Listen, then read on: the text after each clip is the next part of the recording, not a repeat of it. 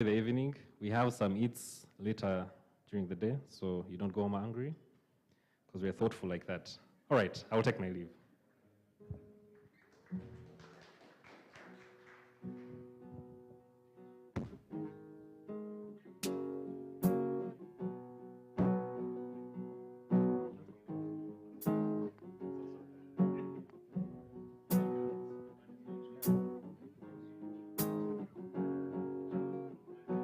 Just like the sun lights up the earth, you light up my life.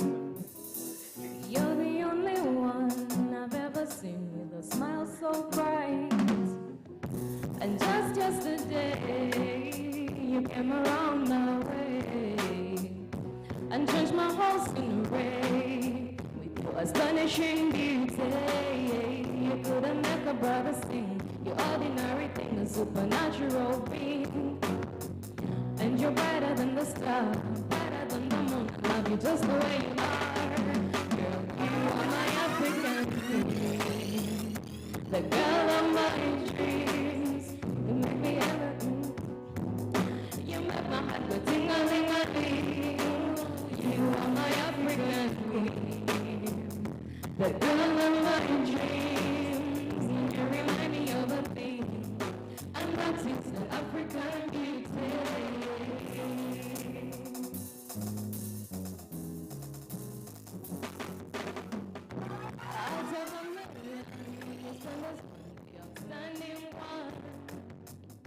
I look into your eyes and I see the paradise. You captivated my soul. Now every day I want you more. How can I deny this feeling that I'm feeling inside?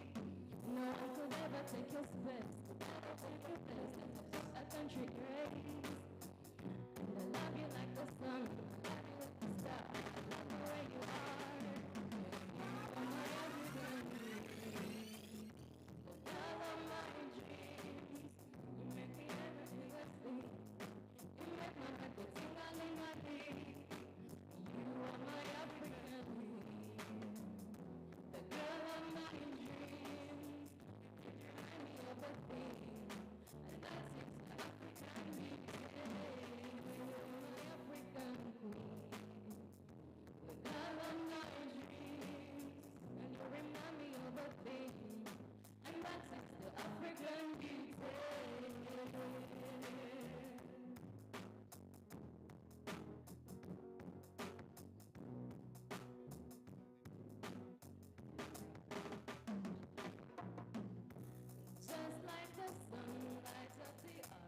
Lights of my life.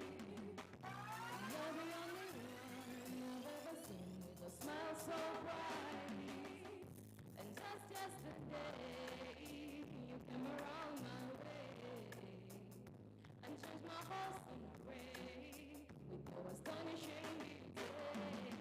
You couldn't make a brother see your ordinary thing, a supernatural being. And you're brighter than the sun, brighter than the stars. Just the way you are, well, you are my African queen, the girl of my dreams. You give me everything I need. You make my heart go ting-a-ling-a-ling. You are my African queen, the girl of my dreams. And you remind me of a thing, and that is the African beauty.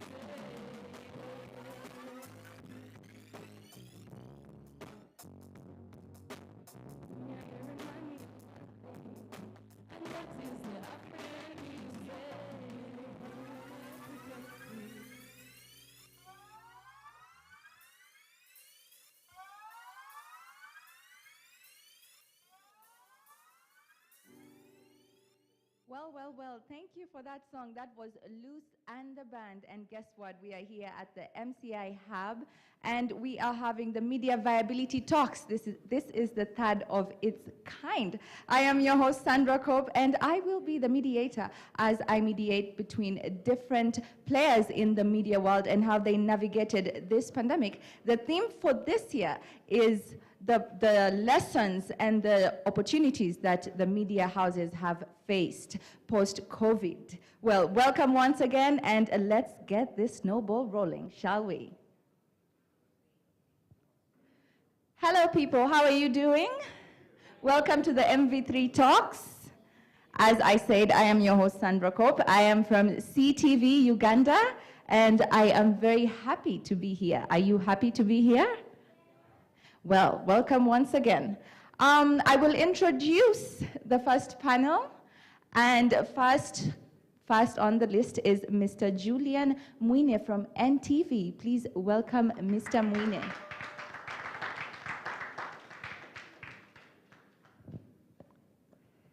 Please have a seat, sir. Let me remove this for you. You can sit right there.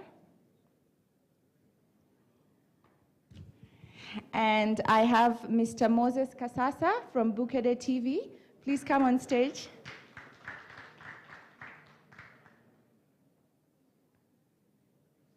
You're welcome, sir. And I have Mr. Peter Muchivi from Admire.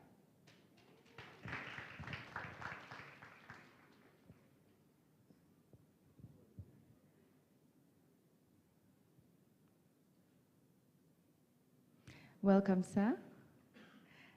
Now, these gentlemen are from the TV world, the TV media world, TV or video panel. These are the gentlemen. I will let them introduce themselves because they are quite accomplished. I can't really do them justice. We will start off with Mr. Julian Mwine from NTV. Please introduce yourself, sir.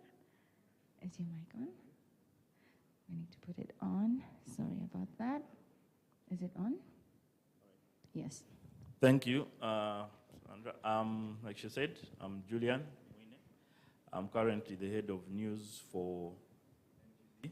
Technically NMG, but mostly that's just a role I've taken over the last few months. So I'm here in my capacity as the head of news for NTV. I have been in journalism for a while and done other things, but as far as NTV is concerned, I was first an online editor. Then I became a TV news editor and eventually got to where I am right now. So I'm happy to be here and I hope I can contribute to the proceedings. Thank you. I'm sure you can tremendously.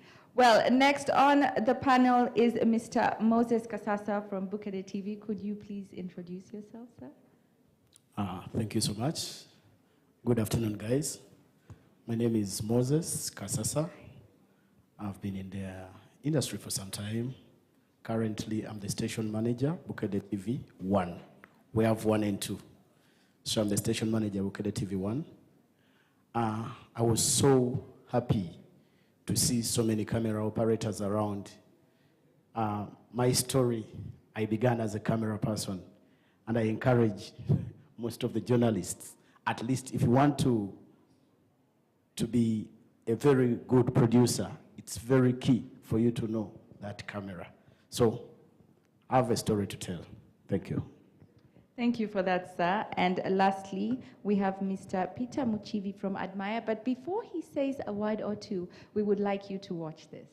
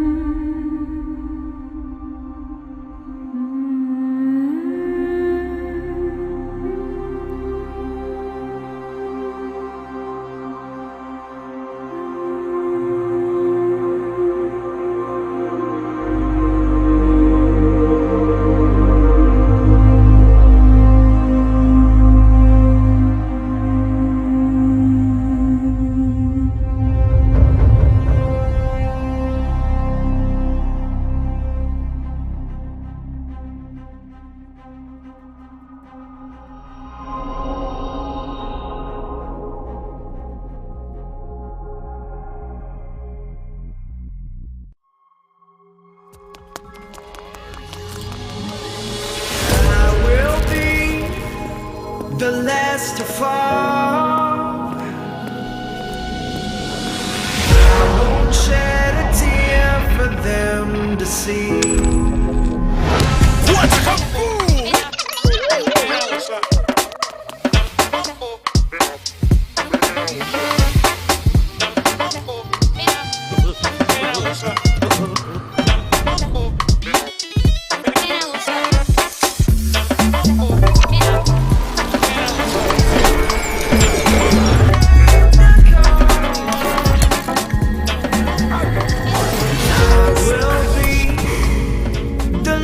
To fall.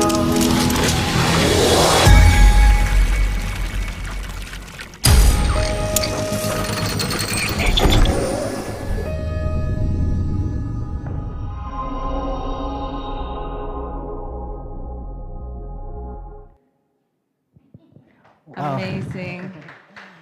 Thank you, Wow. thank you. Yes, good evening. My name is Peter Muchivi.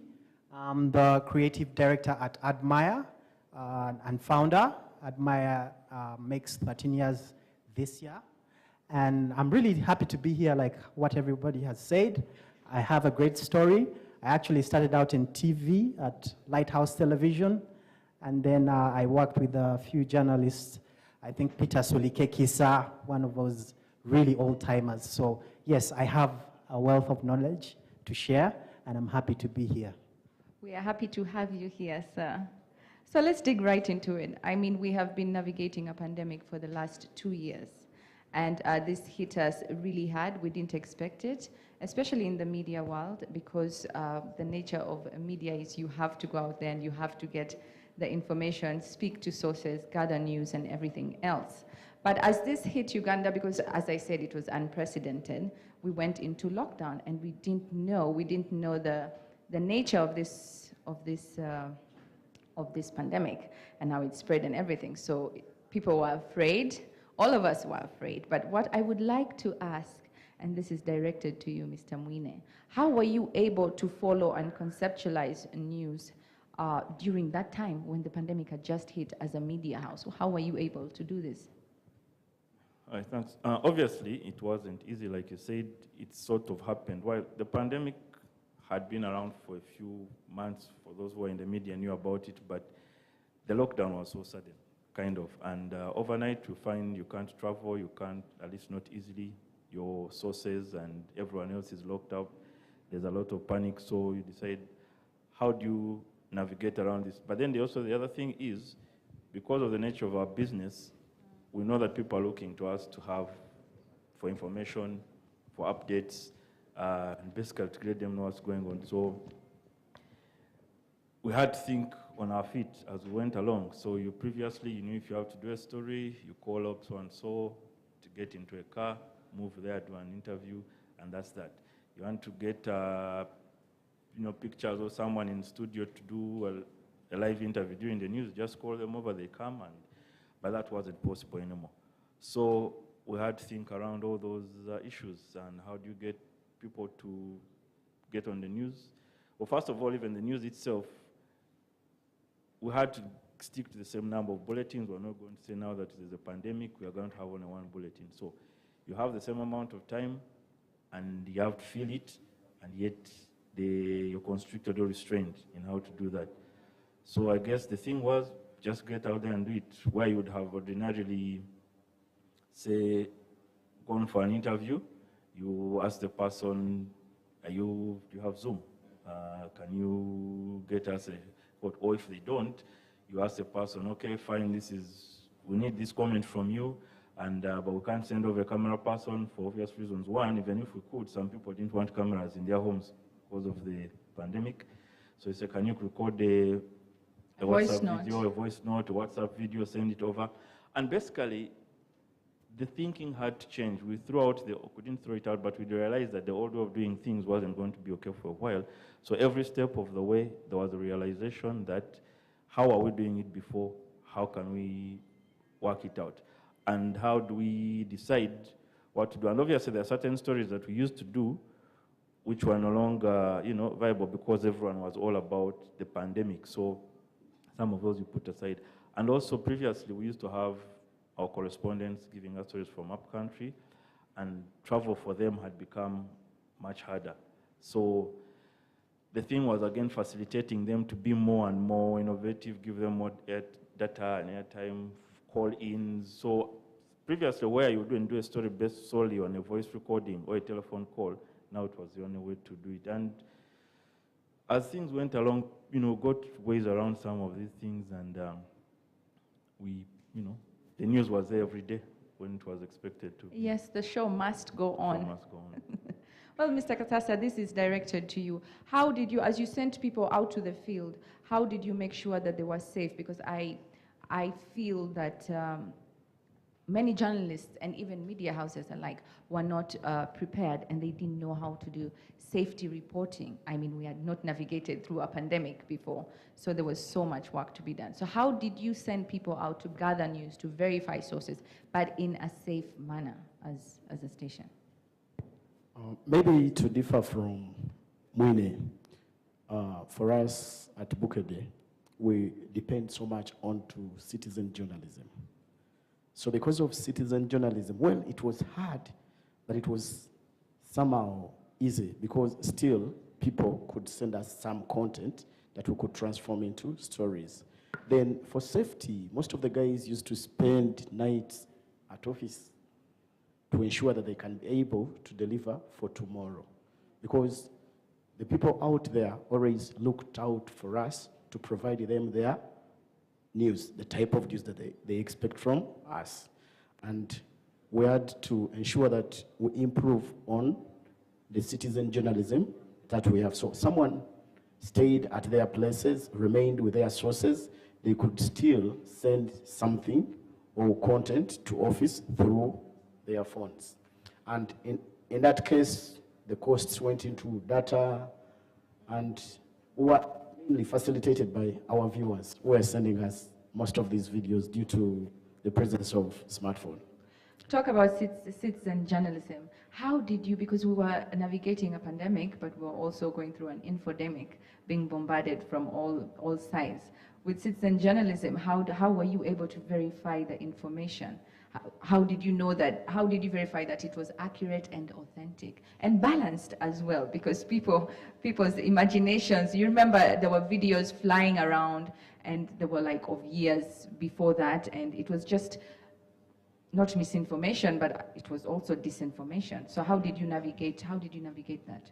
Yeah, that's a challenge. We really get a lot of information that is not right, and with our team of experienced editors, not everything is taken in for a news story. So sources had to be called. In case something has happened, someone has sent something, you need to verify. You just can't run such a story on TV for people to see, because maybe it has already gone viral through Facebook or WhatsApp. So our not video editors, our editors had to do a lot to confirm that the stories are really right. Good. That is very reassuring. Mr. Mchivi, I must ask you, I mean, I watched your video and I'm still at awe about how you were able to convey information through such graphics.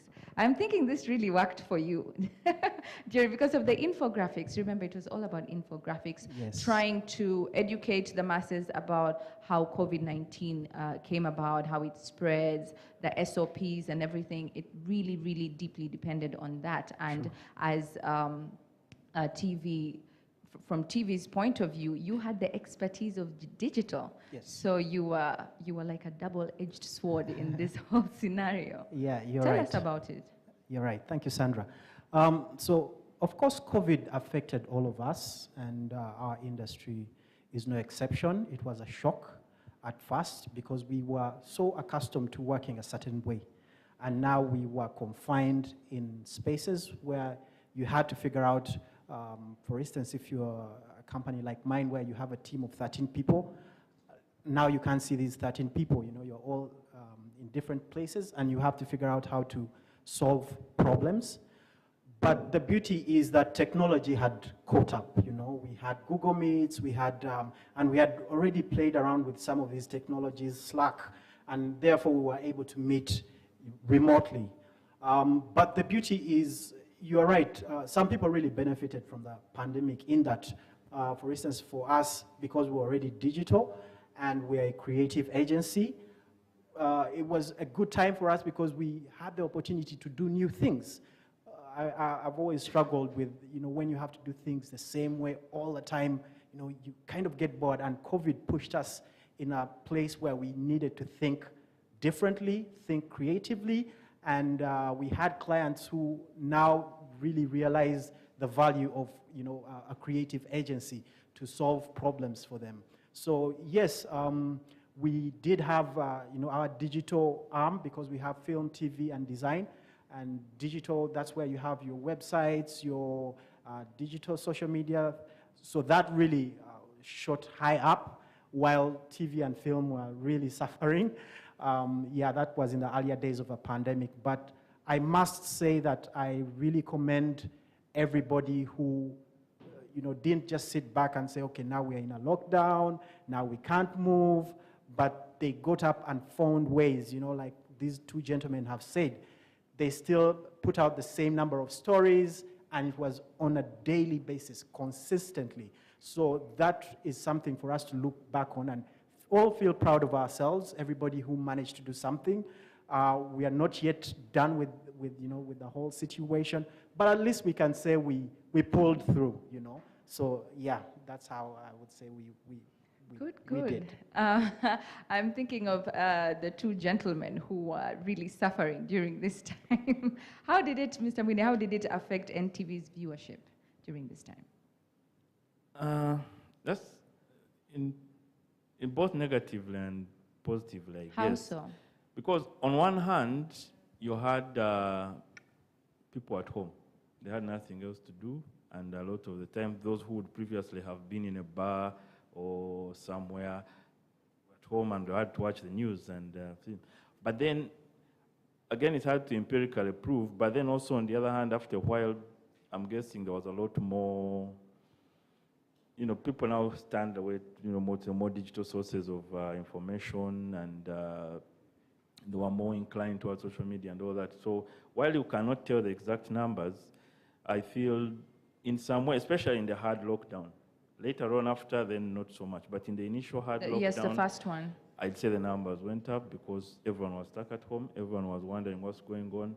I know, for example, whenever the president was speaking in the first 3 or 4 addresses, it was like the whole nation would come to stand still and everyone would. So yes, there was a bit of, initially, in numbers increased, and you could tell that people were watching, because when the simple thing you do, you just look at the Twitter and Facebook feeds and you see the kind of comments going. That shows, or the YouTube channel, whenever there's a news bulletin, you'd see more and more people were watching than previously would. So that's, yeah, so in a way that kind of worked out, especially in the real hard lockdown.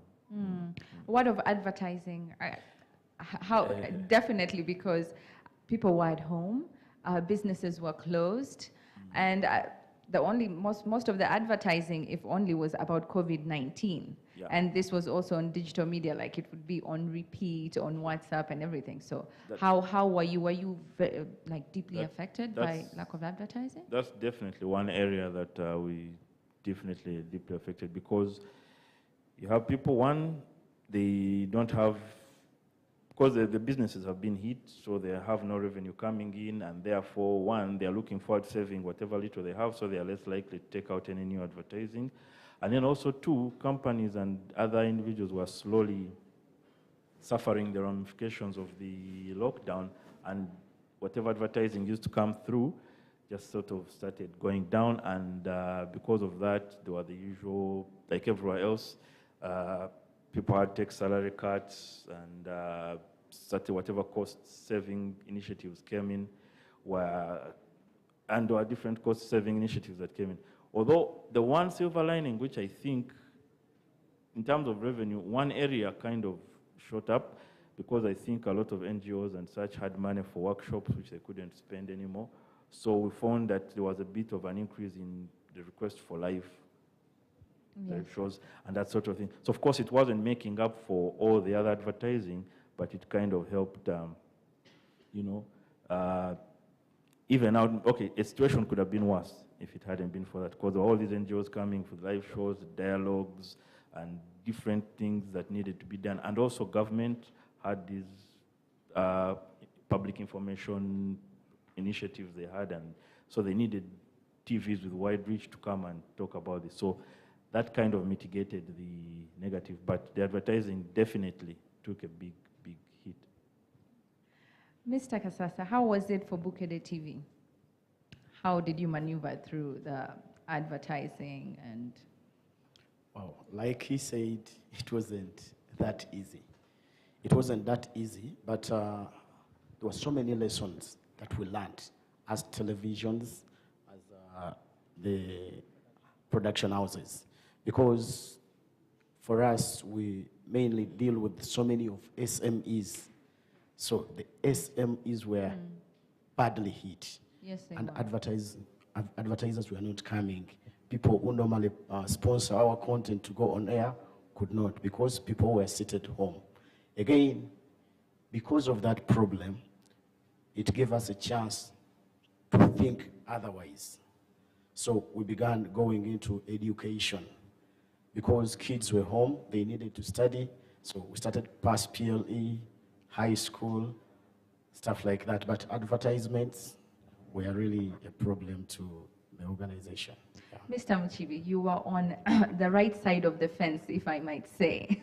But did you face any challenges as a production creative house during this time?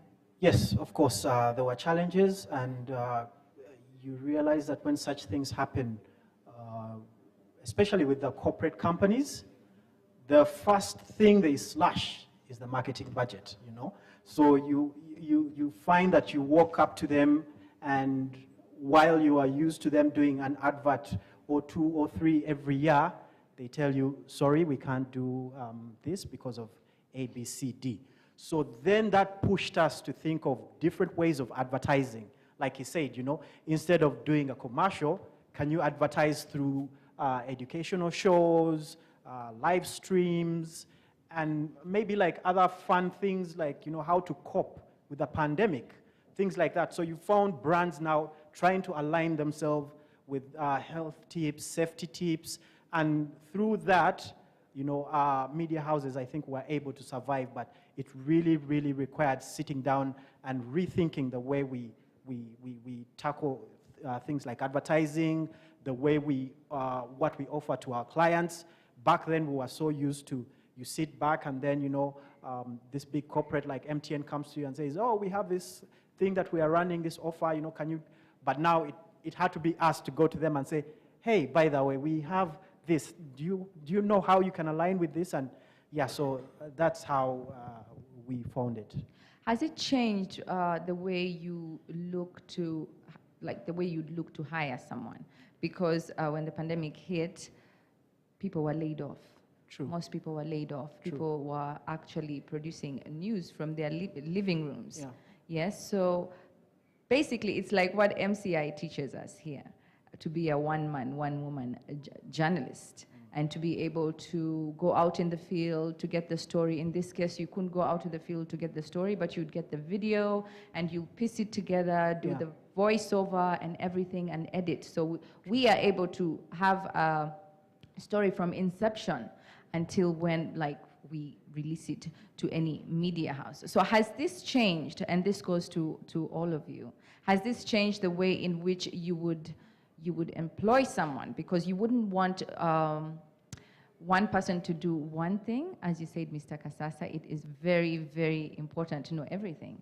You're just not behind the camera, but you can leave that camera and be able to do a voiceover, be able to interview, be able to do everything to bring your story to fruition. So in hiring, do you look for people now who are versatile, who prove to be assets in times of emergency, like how the situation that we were in? Yes, you're very right. I mean, when you have a resource that can do more than one thing, you are far better off. And one thing about the pandemic is that, yes, we look at it, but it was a very trying time, especially for business owners and managers. Having to lay off someone, it's a very painful thing. And we struggled with it, and yet, you know, you are wondering, okay, business is not coming in, how am I going to pay these people? So then it required sitting down with people and saying, okay, you know what? This cannot be a problem to be solved only by the boss, you know. You two have to come to the party and sit down, be a manager, be client-facing. If you have to hold the camera, hold the camera. It doesn't matter whether you're the boss or you're the camera person. If the camera needs to be held, you will hold it, you know, just so that you can secure that job or that project or that business. So yes, it was quite challenging. Of course, for a creative house like ours, we saw animation even become better. Of course, you know, animation in a way lays off people because now you're saying, I'm going to use a digital character to help you market your product, you know. So in a way, you're taking away the job for the model or the talent, you know. But these are all ways that we need to, you know, embrace to be able to cope. So yes, it was a very challenging time, but we had to find ways. And right now, even as you try to hire people, one thing I always tell people is that knowledge is out there. You know, go to YouTube. You will learn everything. You know, you see us seated here, the things that we do, they are there on YouTube. You too can do them, you know. So you just have to sit, go learn how to do stuff, and then go for that interview. And when you get that opportunity, grab it by the horns. Yeah. Mr. Mwine, having done this, like we said, some people were laid off, and then we basically had to work smart with very little manpower. Has this proved that many resources might have been wasted, if I may put it kindly? Because if the job can get done, then is this something that you learned over this time? Yeah, in a way, I wouldn't say wasted, but used more efficiently. Because one of the methods, the ways we mitigated two things. One, the issues of having fewer people in the newsroom and all the other, was to work in shifts. So you have X number of reporters, divide them in half, same number, same with the editors, same with everything. Say this shift is going to work for 4 days, then the next shift will come in 4 days, that and that. Now, and with all the other challenges out there, but then again, somehow, like I said earlier, the news always made it on air, and for the people outside there, except for the really critical ones who understand how things work, they might not have noticed that much of a difference. So now, coming out of that, it kind of like brought the attention, like, okay, so if this could happen. Of course, when we do it that way, it doesn't mean it was easy. Working with half a team means you're all sorts of challenges. You're asking people to put in a lot more than they would ordinarily do. You're asking a person who's been a reporter all his life, and that's what he does. You're like, you know, Chief, when we employed you, you said your new camera work, I think it's time to show us that you actually do. So this time you're going out to the field, you're going to report, you're going to edit, you're going to do this and that. But people understood. They knew what was going on, and they took up these responsibilities. So now that we're easing out of that, there's obviously a lot of reevaluation on the human resources and the skills.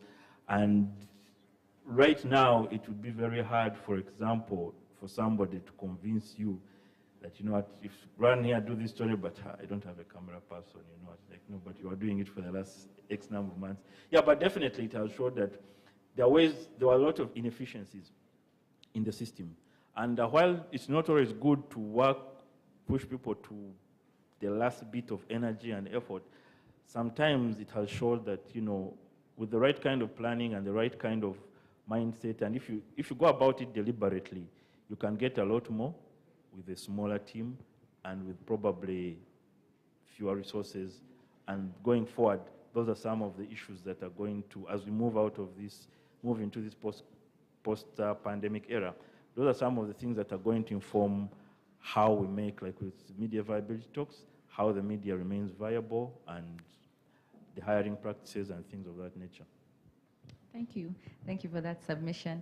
Mr. Kasasa, I would like to ask you, just when the pandemic began, journalists could not move at some point or were not let into some areas for particular reasons. Do you think this was an infringement on media freedom to your media house? Did you experience this if you cannot get the information? Before I go to that, to answer part of the question that we were looking at, the day I can never forget is the day when my boss told me that amongst the guys we have, select those who you think you can work with during this period. And now skills were so important. So looking at you guys, you had to take a tough decision. So and so can do camera work, can do editing, at least that one can stay. So and so can only do reporting. So it was time to prove to be an asset to the company you're working for. That's it. So and so can't do this and this. So you had to select the cream that could help you take the station to another level. And to me, as a student of the game, I learned a lot out of that. And it's what I would encourage most of our upcoming journalists, that it's very good for you to be a one-man crew, just like MCI tells you. It's so important out there. And today, if you really add that time to work from home without pay, and you've come back to work, then you have to prove yourself that at least you've learned something from home. So, well, the question you've posed about media infringement, I don't think so, because it was a pandemic, something that we had not planned for, so it wasn't. So it was more of a concern of public health. Of course. So it was not taken too hard. Well, Mr. Muchivi, I'd like to ask you as well. During this time, as I said, people could not move and everything for obvious reasons. But do you think there was a silver lining in this, because then it brought about a lot of collaborations in real time? You'd have these collaborations and TV in real time, and it would be broadcasted. Didn't this save time and money? And there was a very free flow of information. Yes, news is all about timeliness, but this gave timeliness a whole new meaning, and it gave it the magnitude that, that it needed. Do you feel so? Yes, so of course there was that wow moment where we were like, why didn't we think about this all this time?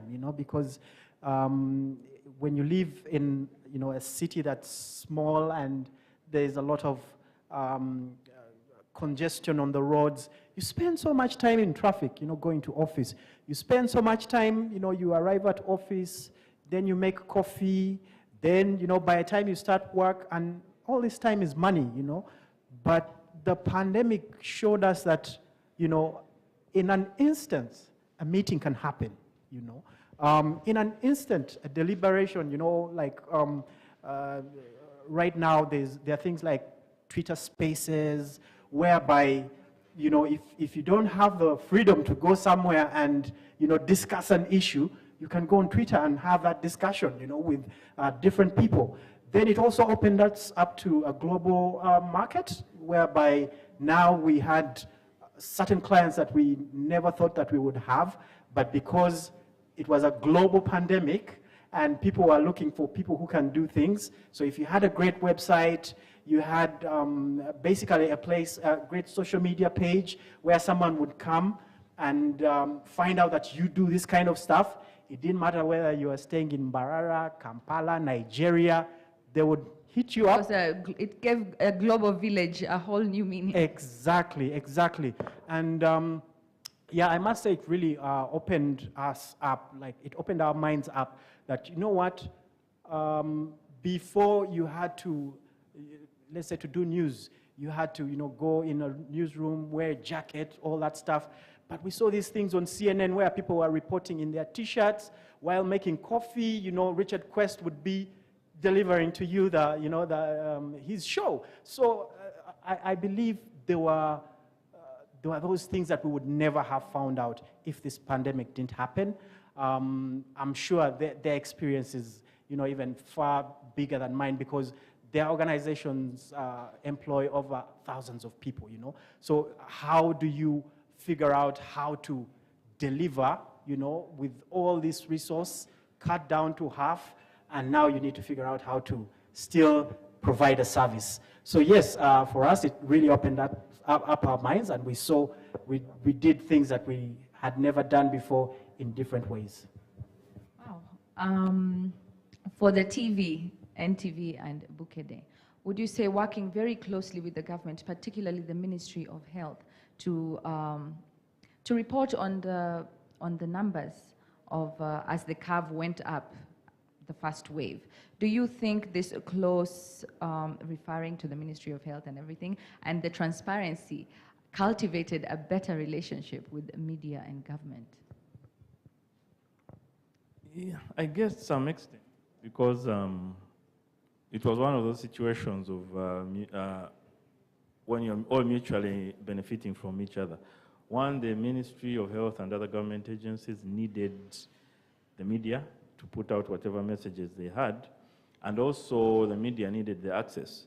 And because at that time, there was a period of around 3 months where no matter what you wanted to do, even if you wanted to do a story that wasn't COVID-related, it kind of just didn't seem right. So a lot of the stories were COVID-related, and a lot of them needed input from experts from the ministry and other government agencies. And there was a lot of cooperation with that. But of course, unfortunately, because a lot of the things, the information you needed could only be sourced from the Ministry of Health or the government agencies, it created a kind of a dependency where it wasn't very easy to question some of the things if the need arose, because there was no other way of, because one person is giving the, or one agency is giving the information, and that's the only one, and there are no other alternative means of getting the same.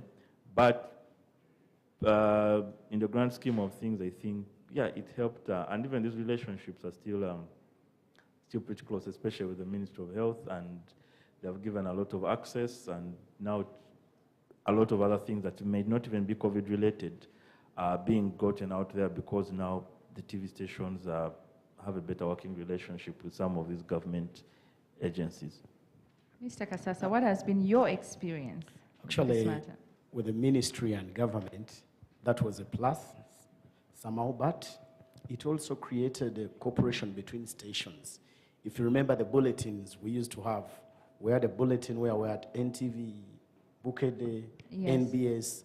In the past, we were like enemies, kind of, but when COVID came, we were brothers, because at one time, I remember in one of the meetings, we were like, so you guys, you're bringing cameras, for us, we're providing dinner, then these are doing this. So it created that good cooperation between the stations.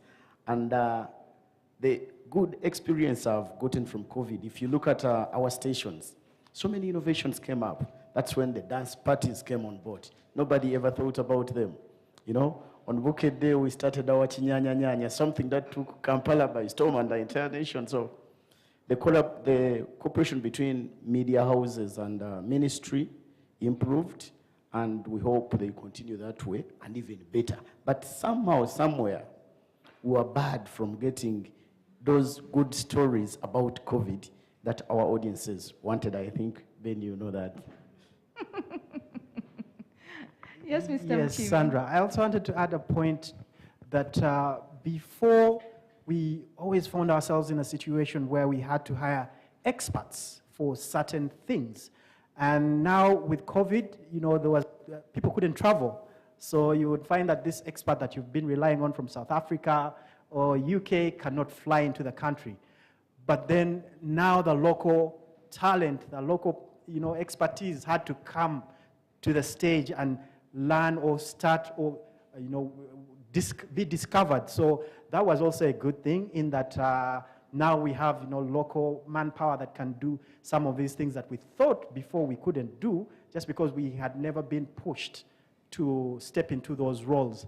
Yeah, so you will find that, you know, in some of these stations now, the managers were now Ugandans, you know, yet before we were used to them being, you know, from elsewhere. So I think there was some good that came from it in terms of, empowering the locals more. Yes, the locals and local talent and local expertise as well. This goes to Mr. Kasasa. It said that before you used to be enemies, the media houses, but you know what they say now with hindsight. I mean, adversity breeds for strange bedfellows. No, we were not enemies, enemies, but yes. at least there was, this one showed us that we could work together on Yes. various productions. For instance, I see no reason as to why Bukede sends a crew to the swearing-in ceremony. Then NTV also sends a crew. This showed us that in one way or the other, if the production managers collaborated, we can send one crew and deliver something super. So it wasn't an enmity Absolutely, as such, yes. but it was a lesson to us Yes. as the media. Yes. Well, in the essence of time, I mean, we could go on and on and on with this, but I hope you have picked a leaf or two or three from this. I would like your parting shots just before I wind up this session. Mr. Mwine, let's begin with you. Yes, just, the pandemic has shown us that there's a lot of, that we can do a lot in different ways. Previously, for example, if you wanted a story that required a comment from someone in Brazil or something, you'd immediately forget about it. It's not possible. But now with the Zoom and what, we realize, okay, just give him an email. If he accepts, he accepts. And so find you have comments from the Center for Diseases Control in America, things you'd never think you'd have on your news. You have people from the World Health Organization, whatever. And now that kind of has brought a sense of, what else haven't we been seeing? And those are kind of the silver linings that the pandemic has had. And also, like I said earlier, with the human resources issues, it has shown that there are certain things with the right kind of thinking and the right kind of planning, we can do a lot more with what we have. But then obviously, again, because it's a media viability talk, it has also brought into play the nature of our business and how fragile it is. And that has also started creating the kind of thinking of how do we move away from traditional models of revenue and what, to get something that is more sustainable and more resilient against these sorts of shocks. And those are conversations that are going on in newsrooms around the country. No straightforward solutions yet, but the pandemic got people thinking, and hopefully something will come out of that. Thank you for that. Mr. Kasasa, what are your parting words? For me, the pandemic, the one lesson I would give to the young people that I've learned from it, for instance, we use that phone, that laptop of ours to do a lot of silly things. But the pandemic has showed us that you can earn from your phone, especially we, content generators. There is a lot of content that we can still generate from our homes. We don't need someone to employ us. We don't. The pandemic has showed us that we don't need to be employed. All we need is to get the skills, look at the audiences, what do they want? Let me send it to them through my phone, through our TVs, through other channels. So it's been a lesson, and I just pray that it becomes a lesson to all our upcoming young journalists.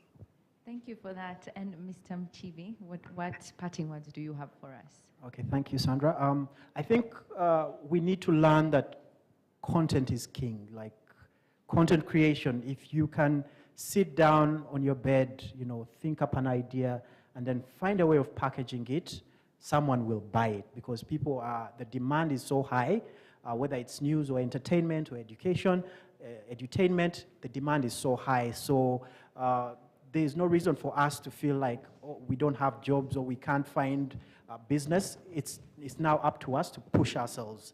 However, I would also like to encourage, as a business owner, I encourage people to start small.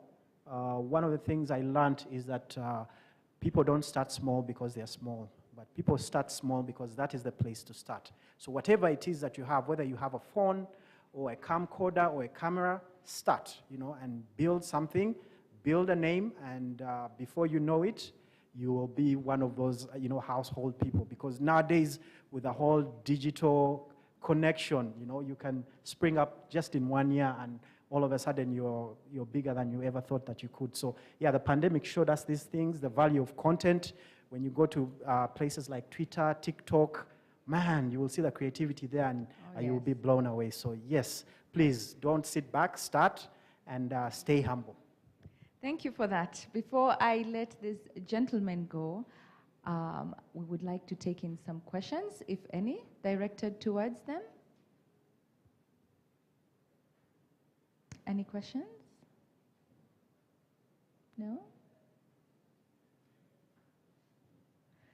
Okay, well, thank you for that. Thank you for that, gentleman. You have a question? Yes, sir. You can direct it to the gentleman.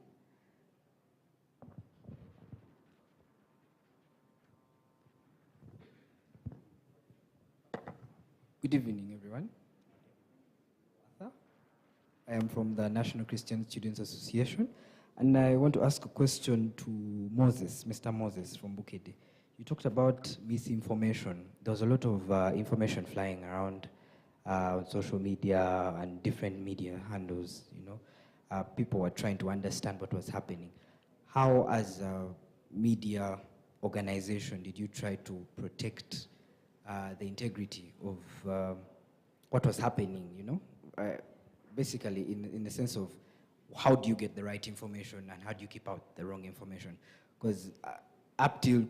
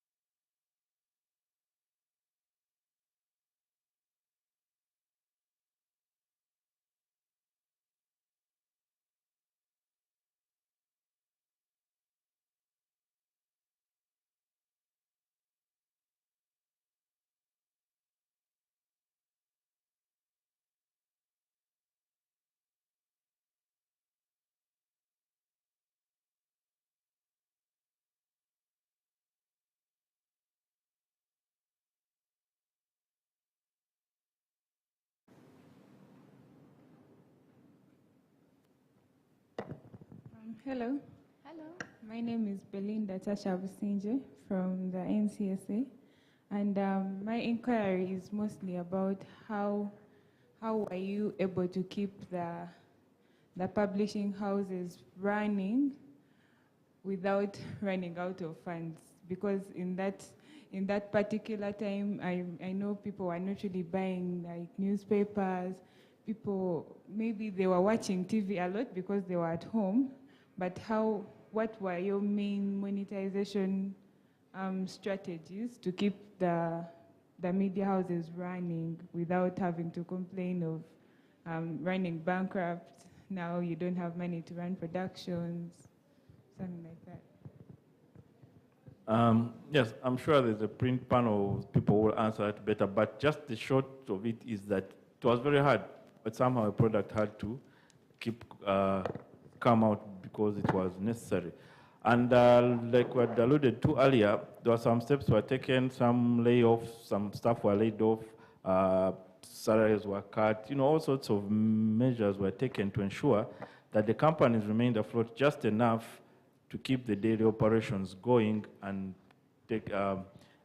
making sure that there was something going on and that would keep afloat, basically. So, and also because not all the revenue dried up, it just reduced to a certain level. So it was a matter of being more efficient with what you have and using it to the best of your abilities and digging into whatever finances were around. And hopefully after that, the pandemic and the restrictions started easing and things started getting better. But it wasn't easy. But like I said, it was about taking some measures, cutting costs, and being more efficient with what you have.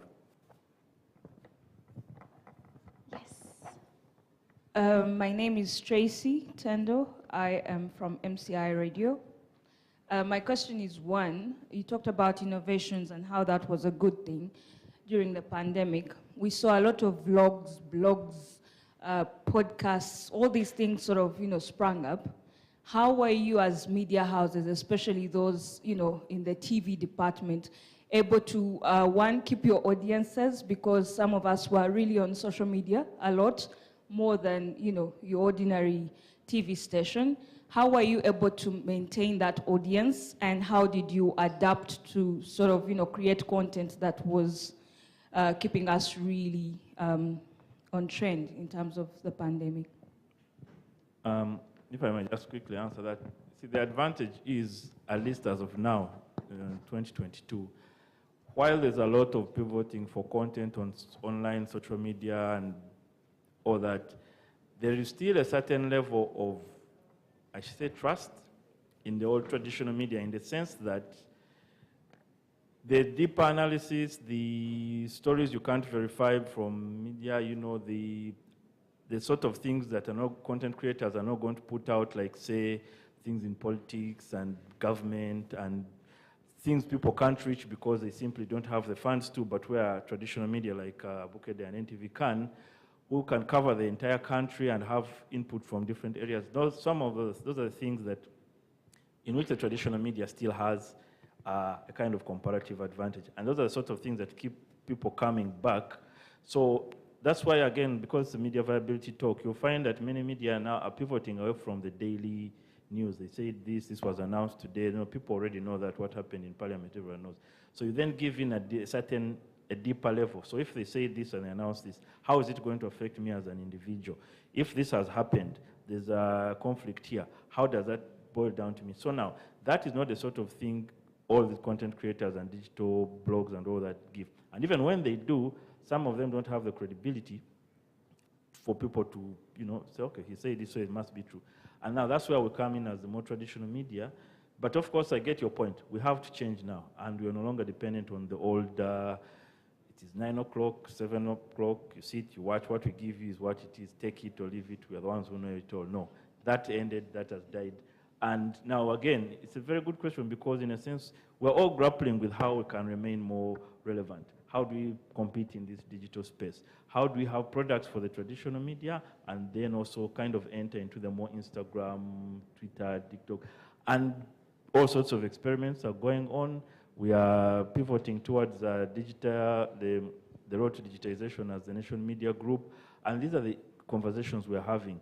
There's no clear-cut answer yet, but the concerns you raised are the sort of things that are driving the decisions, and they're the ones that are making us think, okay, how do we move from here, and because we know in a few years' time, even whatever advantages the traditional media has, with all the content creators around, you will have established, well-sourced, well-funded, well-researched content coming out that is strictly digital. And then you have a problem where you no longer have any reason to, anyone will have a reason to watch. So these are the issues that are going on. I'm sure even at its place, they are the same things that are being talked about, and we're aware of this, and we're finding out ways of dealing with it. Well, that is all we had for you on this session of the TV panel, and that was Mr. Julian Wine, NTV Head of News, Mr. Moses Kasasa, TV Producer, Bukede TV, and Mr. Peter Muchivi, Creative Director, Admire. I would like to throw it to the band. Could you please play us a song?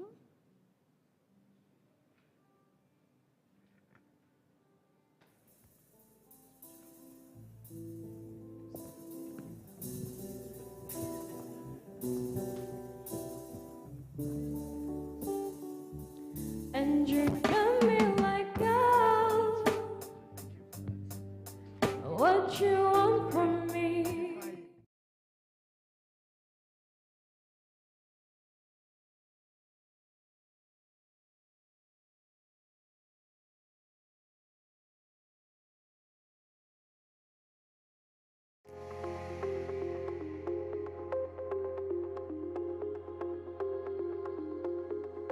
The media is both the message and the messenger, so they have a real role in being able to reframe the ways in which gender equality is achieved, but also ultimately, if even we achieve gender equality.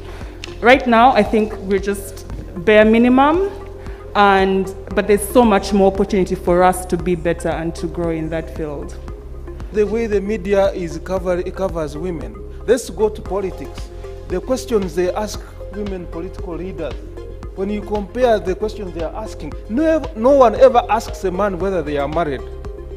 But the first question you ask a woman is, are you married? How many children? How do you manage to juggle politics and family life? Why are you not asking the man the same questions? That how is he managing to juggle family life? The media, I think, has, in my experience, we have been able to create dialogues, with different stakeholders that still advocate for issues to do with women empowerment, and it has bridged the gap, you know, enabling people to get sensitized and understand exactly what these SDGs are about, and in particular gender equality. Media has two options. Either you evolve, or in my personal opinion, you will outlive your usefulness. Because, you know, and so many things are changing. We have new media, Minority Reports, and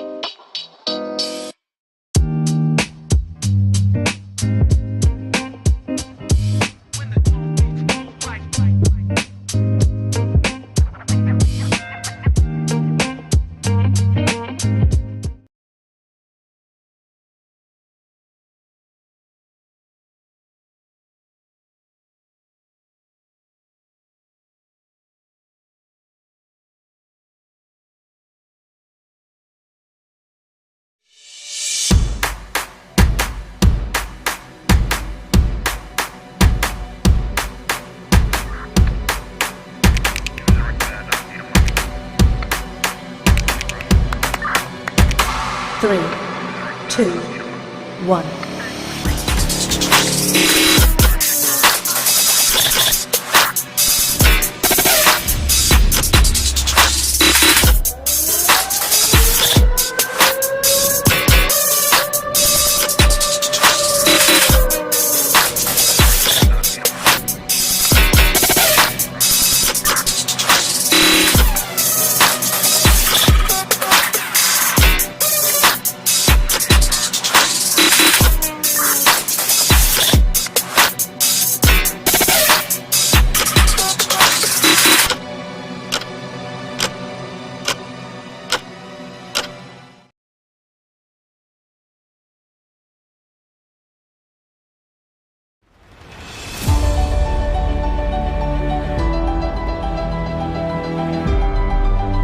Welcome to the MCI Media Hub, and this is the event space. Well, first, we're going to have a short tour of the space, and I can't wait to bring you along with me.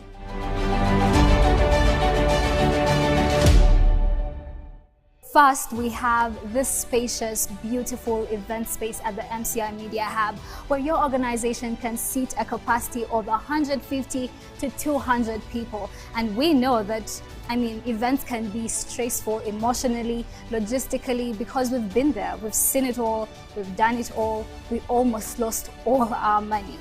But what if I told you that you have the power and the choice to make sure that that does not happen again? Why? Because we've got you. We are a family and a community that is here to serve you. And next, we are going to be showing you the training room. Now, this is the MCI training room where you have to hold the vision and trust the process. Well, in this space is where groups or small groups of people can gather around and talk about great ideas, brainstorm, have training sessions, and just enjoy the process of creating together as a team. Now, follow me to another amazing space. This is the social media studio at the MCI Media Hub, where we can have online conversations with different people. We could have a backdrop for you at your conference or your event situated here at the MCI Media Hub, or we could actually come to right where your event is taking place. And the other thing is we have spiced up how we cover your event. We have the 360 camera that is so amazing and captures all angles at your organization's event. Now, you might ask, why do we have a social media studio? Well, numbers are going online. Everybody is going digital, and that is why we have the MCI Media Studio that is going to be coming to where you are, or you could actually come to us and have those meaningful conversations.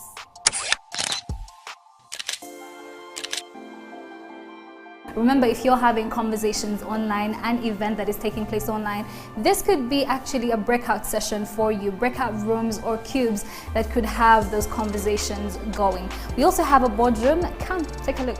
So in the boardroom, you could have meetings with your groups or your organization where you could do content creation for your event, or where you could discuss important matters.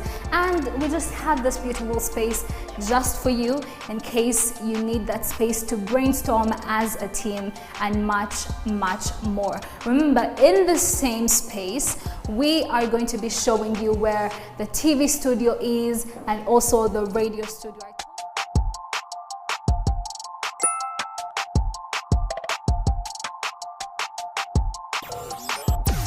You're listening to MCI Radio, the coolest internet radio. MCI Radio for African voices.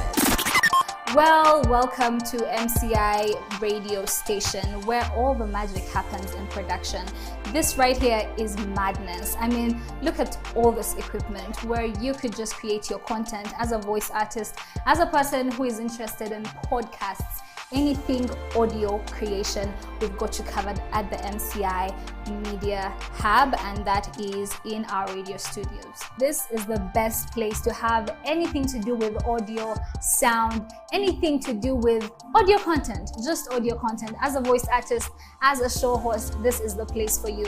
And next, we are still getting you lit. We are going to the TV studio.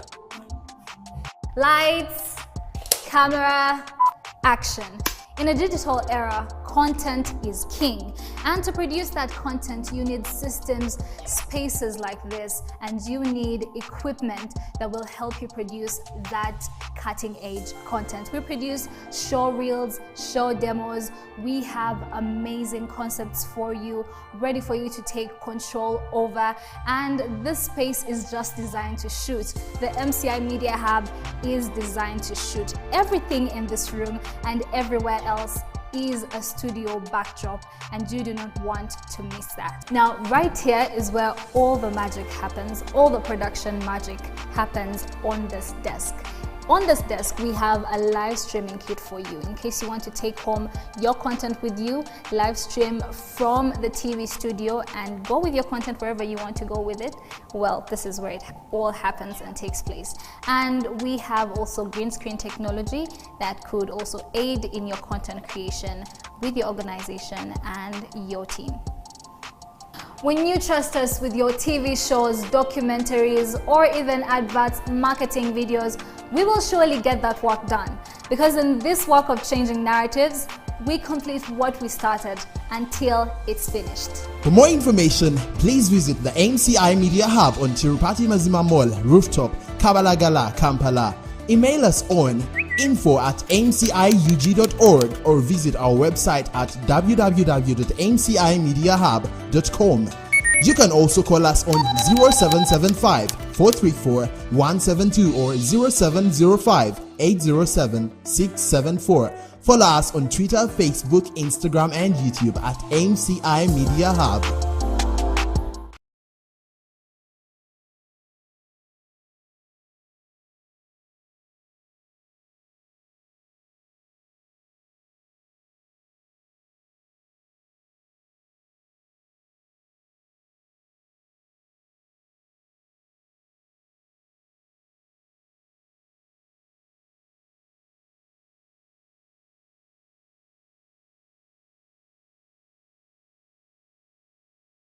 The MV3 Talks, Media Viability 3 Talks. And remember, the theme for this year is post-COVID lessons and opportunities.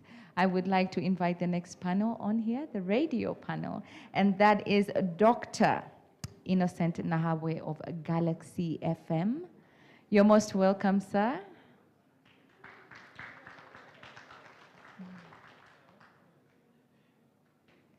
You're most welcome. And Ms. Josephine Katavarwa, Not Your Average Joe podcast. You're most welcome, Miss. And Mr. Masamba Ghislaine of XFM. You're most welcome, sir.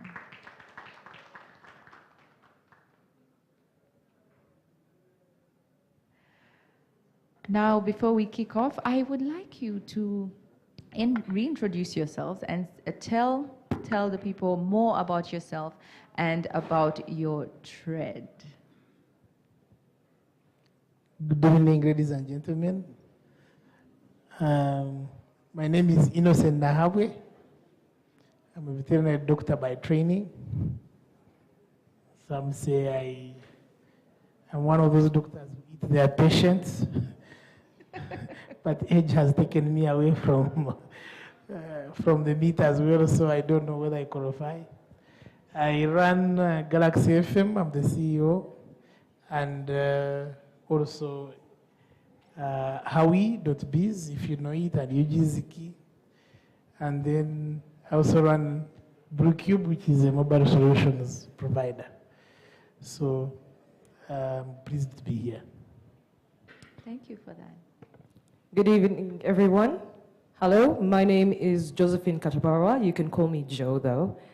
I was a radio presenter for a number of years, and due to the pandemic, I lost that job and then pivoted and became a podcaster.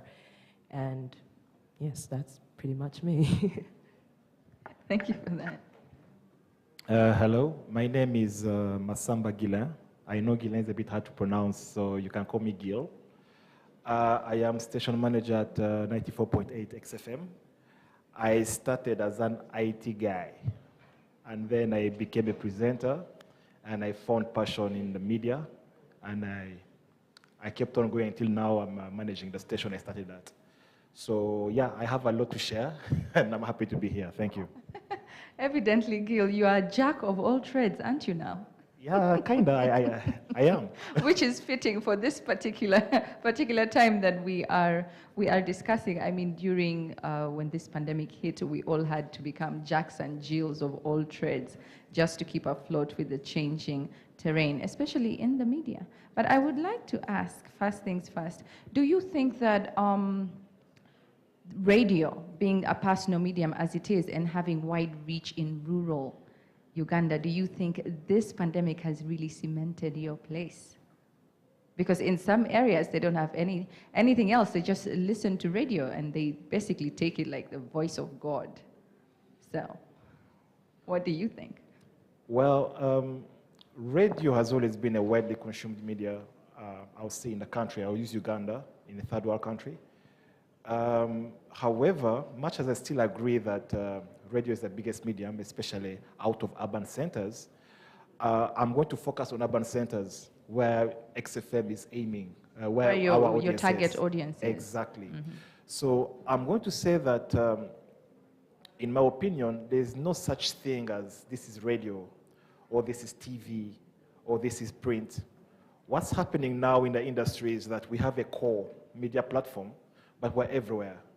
XFM is releasing videos, XFM is out there doing events, XFM is doing everything, and so is TV. So I think that right now, the pandemic showed us that Uganda is ready for online, Uganda is ready for digital. We are not yet there, but the audiences are there. So this pandemic was a terrible thing, but a great thing. It was a forced experiment. It showed us that they are in urban centers and around urban centers, and also many people who are still living in rural areas who have embraced these digital platforms, who have embraced consuming media away from the traditional platforms. Some people now are listening to radio online. Others are listening to you through social media by just watching what you're doing on social media. So yeah, it was, we really benefited in a way. We also lost, but benefited. What is your take, Doctor, on this, being able to reach wider audiences through this time? Thank you. Did COVID and the lockdown actually help radio? Not really. From the figures and from the research that I have seen, actually COVID helped more of the TV. Because people were at home watching Yeah, TV. because people stayed home, and But isn't this only in viewership urban for areas where people, like, you have to get in the car to go to work, so that's when you listen to the radio. But is it the same for rural areas? You see, rural areas were not exactly affected in Uganda. When people were here saying, lockdown and everything, when I went to my village, people were living normally. So they were not. So radio is here to stay. At least in the short medium term, radio is here to stay because of, one, affordability. A handset for radio is around 10,000, 8,000, small round. And now most of the handsets that people carry around actually have a receiver in them. The phones which have yours and my phone probably don't have radio in. But for them, all their phones actually have. So when you meet your porter, they have headphones in there, they're actually listening to radio. So radio is now more accessible. And because you don't need batteries to move around with it, so, and because you can listen to it passively, so when a carpenter is actually, working his trade, he's actually listening to radio. When kids now, the teenagers going to the well, they're actually carrying radio. Here in town, somebody's cutting your hair, they're listening to radio. Yeah. So radio continues to stay. But I see a move towards the multimedia environment where, in addition to the traditional radio, you're going visual? There will be, radio? Yes, audio-visual, but even beyond. Whoever can get into the phone in some way, because the consumption of information has remained constant. So people continue to consume entertainment. They continue to consume information. They continue to be entertained. How is what has changed. So the channels have changed. So even for all the radios like our celebs, if you know Galaxy, we have Galaxy TV. So you'd ask, are you actually TV? Then, like Jill has said, is it Jill? They are doing events. I think the biggest events are from Galaxy. So we engage the people, find them where they are, and then also reach to them through their phone. So whoever is actually can win the battle for their phone is going to be the winner. Joe, like you told us before, it was quite unfortunate that you had to lose your job. But you know what they say, if they can't give you a seat at the table, create your own table. So tell us how you carved your way through this market and you made a space for yourself. Tell us more about what you do and how it panned out. Okay, so at the beginning of the pandemic, I had a job, which was great. And working during the pandemic was, yes, it did have its difficulties. And then when I lost the job, you're kind of caught in a situation wondering, what am I going to do? It's not the best time to look for a job because in your industry, there are a lot of cuts happening. Yes, so you can't really pivot as fast. Yes. And you have to just say, okay, what do I have? You can't cry for so long. There's a point when you say, I have certain skills. What can I do with these skills that I have to make money? Because the world is going to continue and it's not going to wait for you. So you have to figure out, okay, I need to make something work. So I won't lie, I wouldn't say that the podcast was the first thing I did. I did a few, I think during the pandemic, we all had that point where we kind of dappled into a hobby and thought, hey, can this hobby become a job? So I had other hobbies. The podcasting was one of them, and it's just the one that seems to have had legs. So I had to let go of all the others. And I wouldn't say, now I would say podcasting, but I have to emphasize that you can't really make that much money from podcasting. What you can do is help people, for example, help with their podcasts and other audio productions. So that's where I kind of found myself, because I had a bit of knowledge when it comes to like audio production. So I used that and then kind of just fell in the whole sound production and audio podcasting. Lovely. Gil, I'd like to ask you, how was advertising? Is that why you went more into events during that time to navigate this lack of advertising, if I may put it? Well, advertising took a great hit. It was a blow to any media house, I believe. I think we can all agree on that. Initially, this lockdown was so sudden because the day before we were watching the news and it was happening in the UK, in China, and then one day they said a truck driver had brought it and the country was shut down. So what happened is that many of the big clients, like the big corporations who give you a big chunk of your money, they do what they call banking their ads. And that's the worst thing that can happen to you, because if an advertiser is on, for example, the month of March, and the lockdown happens in March, and they continue running their ads, you know that whenever they decide to come back on, they'll have to give you more money to continue. But when an advertiser that has maybe paid for 3 or 4 months already decides to bank their ads, so basically freeze them to continue running them later, you realize you're not going to run anything. And when even this thing is done, these guys will continue running at more or less no cost. So it was a really big challenge, and we had to sit down and think about other avenues of generating revenue. Of course, at that moment, the easiest one, or the most logical one to jump on was online platforms. As was said earlier, guys can listen to radio passively, but because of the lockdown, no one was advertising on radio, so we had to find things that people are doing. The government was of great help. The lockdown had 2 phases. There was the phase where nothing was happening. Yes, the very first one. The very first one, nothing was happening. Then there was the phase where some things were happening, like bikes were allowed to move and carrying cargo. So now we jumped on social media and began interesting guys like the Jumias, the Glovos, because those guys, it's not their fault, but they made it big in that period. So these are the guys we went after. So it was about being innovative, finding ways to interest people, to get their phones, because that's where they were, and to advertise to them from there. And that's what we did, and that's what helped us stay afloat, in all honesty. Yeah. And how did Galaxy navigate this, Doctor? There was a big shock. It had, just like anything that is like a catastrophe, first there is a bit of denial, like it's not happening, it's 2 weeks. So the first, I think it was Feb 19 on March 19, I don't remember, 2020, they closed bars. So that took away some of the business we ran, because we usually run bar business. Yes.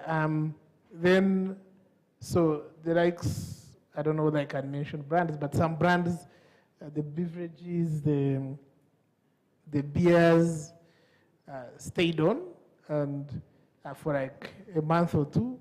Then the telecoms started writing saying, bank the ads. And then by April, either you were running half of the adverts you're supposed to run or not running at all. So we, of course, pushed now for people who are running COVID messages. So, USAID, Ministry of ICT, Ministry of Health, and others. So they kind of compensated a bit, not fully. But we, of course, had those were the alternatives for advertising. But for survival, then we had to engage. Really, our staff are our partners in a way. So they had to be brought on board to fully understand the situation and find alternative ways, try to keep as many of them as possible. We actually, I think, cut wages, but maintain most of the staff, and essentially went into survival mode. So we went from denial to really acceptance, and then finding ways to actually deal with it. It was like a habit. So and eventually we found a way, and the advertisers, as the economy continued to open a bit, advertisers found alternative ways because they had things to communicate. Either they had a COVID bundle, if you're a telecom, or you have, those who were advertising food now had food deliveries. Yes. So eventually the business adopted, as was everyone else, and we survived. We actually, I think, grew during that period because we were very aggressive. We realized we can no longer do the events we were supposed to do. So we had our Zina Awards, which is an annual award gala online, and it was hugely successful. And the good thing with online is it actually then stays, and you don't only be seen by people who come to the show, but people actually watch you all around the year. So you find by now you check, and it has been watched by over 1 million people. Yet ordinarily, probably maybe 2,000 people would have showed up to see the award. So we had then the concerts at home. Before everybody picked on it, we actually started it. And so we were hosting artists in their homes and doing a concert every Friday. So we found ways to continue engaging, just like we always do. So for anybody, of course, since this is just about media viability, for anybody to continue to be viable, innovation is very critical for you to be sustainable. True. This is directed to you, Joe.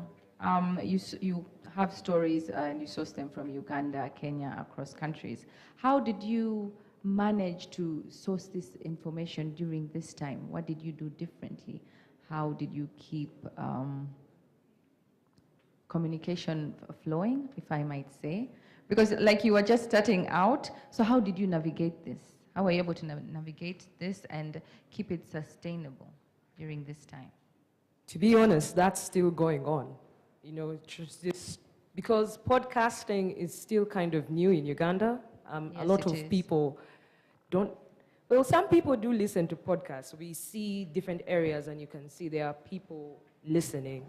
How did I source my stories? I pretty much used the skills that I had on radio. I'm really good at Googling stuff, right? So mostly my content is something you can get, but I'll just try and keep the same sources, unique sources, just to kind of keep it fresh and entertaining. Because now, I think it was during the COVID time, everyone is also trying to get information. So you have to get better than them, and that was a little harder, so you had to look at more websites at the time. But now the podcast is more lifestyle, it's more chill. So Yes. the podcast is just more just observing people in their normal lives and making commentary on it. So it's not, I didn't have to go out anywhere, luckily. Did you choose that lifestyle angle? Because, I mean, when COVID hit, everything was about lifestyle, lifestyle, lifestyle. You have to change your lifestyle, you have to change your nutrition. So it was just the right time, you would say. Yes, and it was just a good time to take note of the different changes. We saw our parents suddenly ask you about certain herbs you didn't think they were going to ask you about, and you're like, why is this happening now? And just the situation presented itself, and different people are just more curious. So it's kind of having your ear on the ground and finding out what are people curious about, having conversations with people in groups or just seeing what's happening online. Okay, to keep the conversation going and stay in the middle of it. Always, always. Gil, I'd like to ask you, remember when we were the first lockdown? This is when TikTok came about. Everybody was binging on TikTok. We had nothing to do. We had nowhere to go. So that's what we were doing. But my question is, do you feel, or is there any way that radio can collaborate with content creators like the TikTok sensations? Do you think it can create more impact? Because I mean, with radio, yes, you can turn it to a radio feature, and radio features are quite interesting. Do you think there's a way that could happen? Well, the answer is yes and no. Because there's, how can I put it? There is something that surfaced with the growth of social media in Uganda and around the world. In the past, radio, my competitor would have been Galaxy. I would be like, what I'm trying to do is get better ratings than Galaxy. But with the growth of these social medias and smart devices, now competition is anyone who has a smart device. You could prep a show, do the best you can, and then some guy in his bed on campus just wakes up and switches on his mobile phone and starts saying some stuff, and everyone, it steals all your audiences. True. Now, the difference between the influencer and the media houses is regulation. As media houses, we have social responsibility. We are not just aiming at, okay, yes, we want to entertain, but we also want to grow the society. And as a radio station, it's a target that must be there. In fact, even it's among the regulations from UCC, like your station must show some level of Yes. growing the nation. Yes. As an influencer, however, and don't get me wrong, they are really good influencers. They're influencers who are responsible, who have a strong journalism background or a strong ethical background, and whenever they put their stuff with their following, they're aiming at growing, sending an accurate message, sending a positive message. But we also have the majority of influencers who are after the likes, meaning that their content sometimes is pure, provocative, vulgar, entertaining, yes, but vulgar, provocative, and just aiming at the likes, fake news, and all that. So when we look at TikTok, it's one of these platforms that is frequented by such influencers. Not all of them, but all of us, when you look at TikTok, you go there to have a laugh. You don't go there to know what's happening around the world. So can we work with them? Yes. Not all of them, a few of them. Because if anything, our own presenters are on TikTok. And they're also producing content, but because they know where they work, their content is more on the lines of, aligned with the station policies and the media policies in the country. So that's why I said it's a tricky thing. I have met influencers and talked to them, and we have worked together, even on TikTok, but there are some that I can't work with. Though they have a huge following, I just can't work with you, because I feel like in the long run, it will come and bite me. So I don't know, I hope that answers your question. Yes, it does. Okay. But do you think there is a way you could find common ground? If you're going to take them on, for example, and have them work within the parameters of UCC, Because actually, they are giving you a run for your money. The ones who have, would you say they are giving you a run for your money? That is true.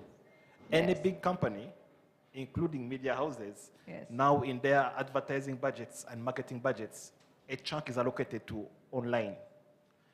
So whichever big company you get out there, they have, okay, this is for radio, this is for TV, and now there is online. So that Yes. money used to be ours, but now it's going to them. And I'm not saying that's a bad thing, you know, they're working Yes. hard. Yes.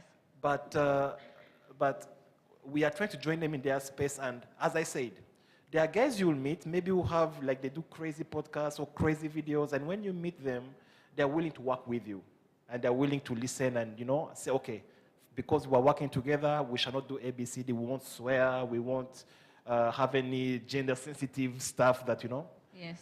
But others will tell you, no, I come as I am. You know, like, it's true, you know. He knows he has his following, he knows his power, he will tell you, I come as I am, you take me as I am. So you can't work with them. Yeah. Doctor, I would like to ask, Galaxy FM going visual, did it increase your ratings? We actually did not start out as a radio station. We started out as a platform for entertainment. Yes. And information. So we don't exactly see ourselves as a radio. Actually, the FM just happens because it's FM, but essentially we're just Galaxy, and we're about dancing and survive. Because take it or leave it, as it is, the money is where the eyes are. That's true. And it doesn't really matter how you package it. It's not about channels. It's not about platforms. It's not about, you know, a mission and vision statement anymore. We have none, actually. It's about whether you have a following, you have an influence, and you can actually change or influence buying decisions. And I think we do that. Because as we are, some of us, the way we are dressed, the way we are, actually, if I look around the room, I don't think there's anybody putting on a full suit, as it were, which was very common many years, a few years ago. Because some people have changed to dress that way, then people are beginning to dress. We all are creatures of, we are gregarious creatures. We copy from each other. We are groupie kind of thing. So everybody that is really, we are swung by the wind somehow, even if we try to pretend we are not. So where the wind blows is often where the advertisers will go. Some people drink particular drinks because one of their idols, or maybe it supports their business or something like that. So in terms of, if as a media enterprise, it would be self-defeating if you see yourself as, you know, competing with everyone else. Because ultimately there is space, there is always space at the top for those who are hardworking. There is always space at the top for those who are creative. There is always space at the top for those who are doing something different. And I think we are. And I think anybody can actually toe that line by not trying to conform to the previous, you know, lines drawn, but finding a way to build a community. What we have is a community of people. Recently we had an event. We called it Therefore Theta. It clearly does not mean much for the majority of, like, I would say you. But beyond these air-conditioned places is a huge community of people who determine who buys, who have a huge community. They talk to each other, they like each other, they actually believe in each other. For us, most us who sit in these places often are trying to elbow each other. For them, it's a group. Where is it happening? Where is it lit, to use your terms? So So we build a community who eventually call each other. Some of them end up marrying each other, having kids with each other. So they believe in us. They like our presenters. They actually follow them personally. So our presenters are now probably some of the biggest influencers. So beyond the radio, they're actually paid to do that, and that helps us also in making it viable for them to continue working for us. Because eventually, if you have somebody who has maybe half of your following, why then should they continue working with you? But they know that that following is because they work with you, because those who drop off and stop working with us, the following actually dwindles. So essentially, we are not isolating these to say these are influencers, this is other media, these are TikTokers, but we are in those spaces. We are delivering information in the ways and channels that people who need this information actually receiving it. Wow, that's really diversifying and giving the information to the audiences, like you said, in a way that they can resonate with it. I would like to ask you, Joe, where do you see your podcast in the next 5 years? What are your plans? The dream? Well, I think the dream would have it not just be a podcast.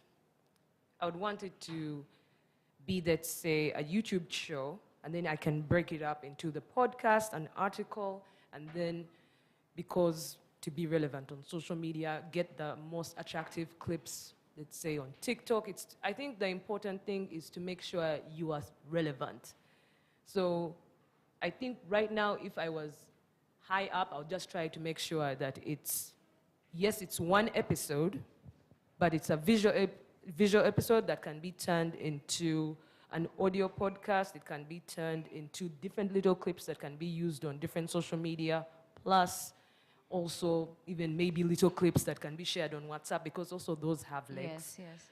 So that would be the dream, to have something that I can do it once and spread it in different little ways. What would you advise the upcoming podcasters? Because like you said, not many people listen to it, and it can get tedious, and you have to have the will and the zest to keep it going. So what would you advise them? Stick to it.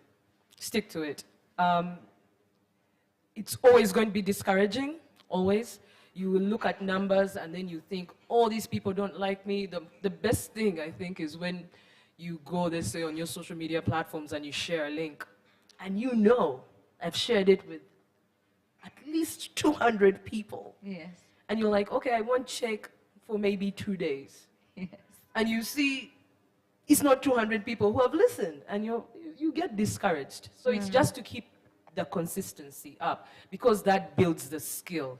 And with podcasts, I think unlike a lot of media, podcasts can be about anything. So another thing I would tell them is to just do it. You might think it's silly, but this is the strangest thing with podcasts. Someone else connects with it. Yes. And it's to kind of find your tribe, but you have to keep putting stuff there, even when you feel like no one is listening. They'll eventually catch it.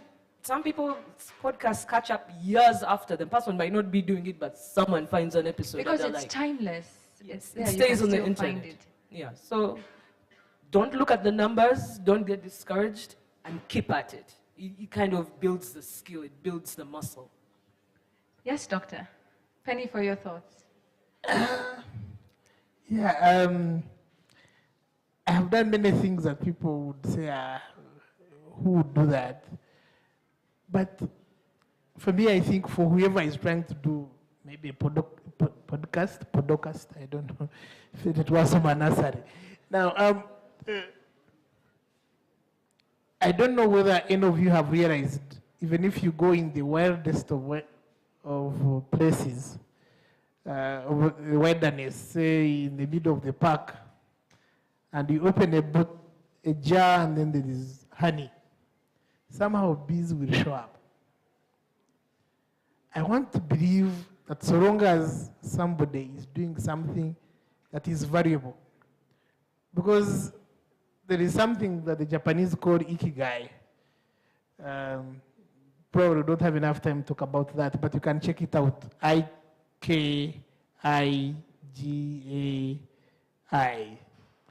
And some people do things they like and probably good at them, but so long as nobody's willing to buy them or needs them, then you might be frustrated. So the whole thing of saying, you know, I like it, I can continue doing it so long as I can, is something that can actually, but so long as you do something that yes, you like, but people need and are willing to pay for it, then you can it can become sustainable. And I think that sustainability often comes from having something that people will need. Because the switching cost is very small. Checking out a podcast, how long would it cost you? Not much. So switching is very easy. So long as in that podcast there is something that is valuable, that somebody will be out there looking for, you definitely will get legs. But if you do something that you alone like, for how long you, however long you want to do it, I don't know. Gil, yes, tell us your parting shot. Maybe just to add on to what he has said. Yes. When I began managing a team, when I began managing XFM, I was all about creativity. I was younger, I was working with young guys, and these guys had amazing ideas. It was all about the creativity. But along the way, now that I'm a bit older and wiser, I realized that there is something that we don't include as part of our creative process. Yes. And that is finances.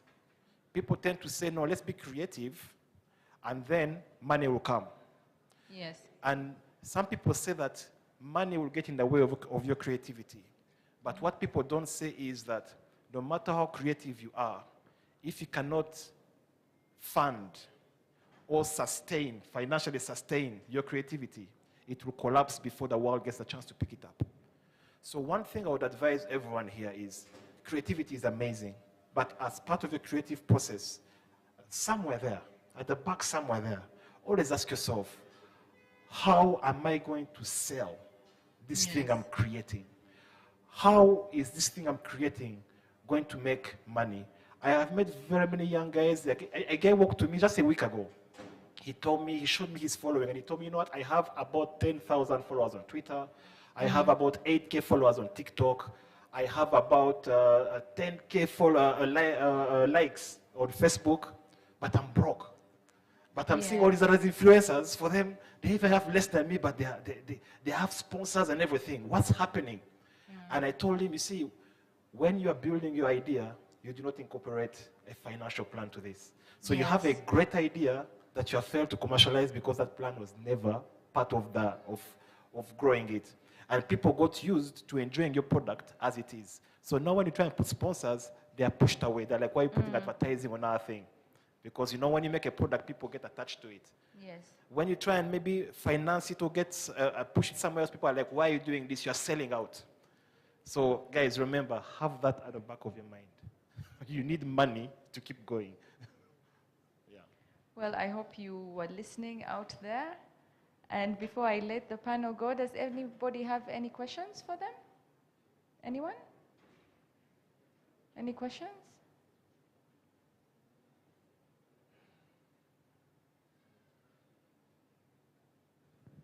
Thank you. My name is Kato Bernard Wambi, a member of NCSA, National Christian Students Association. My question goes to the madam. I want to ask, how do you account your progress? How do you account your progress? Because I heard you say you don't mind the numbers, but I just want to know, how do you account your progress? If you don't know, you don't mind the numbers watching your podcast. And the other thing is maybe to the issue of giving in the information, like whosoever it lands to, you don't care. Oh, okay, it's like you put it there and then whoever finds it, maybe that's the way. Thank you. Sorry, I didn't quite get the second part to your question.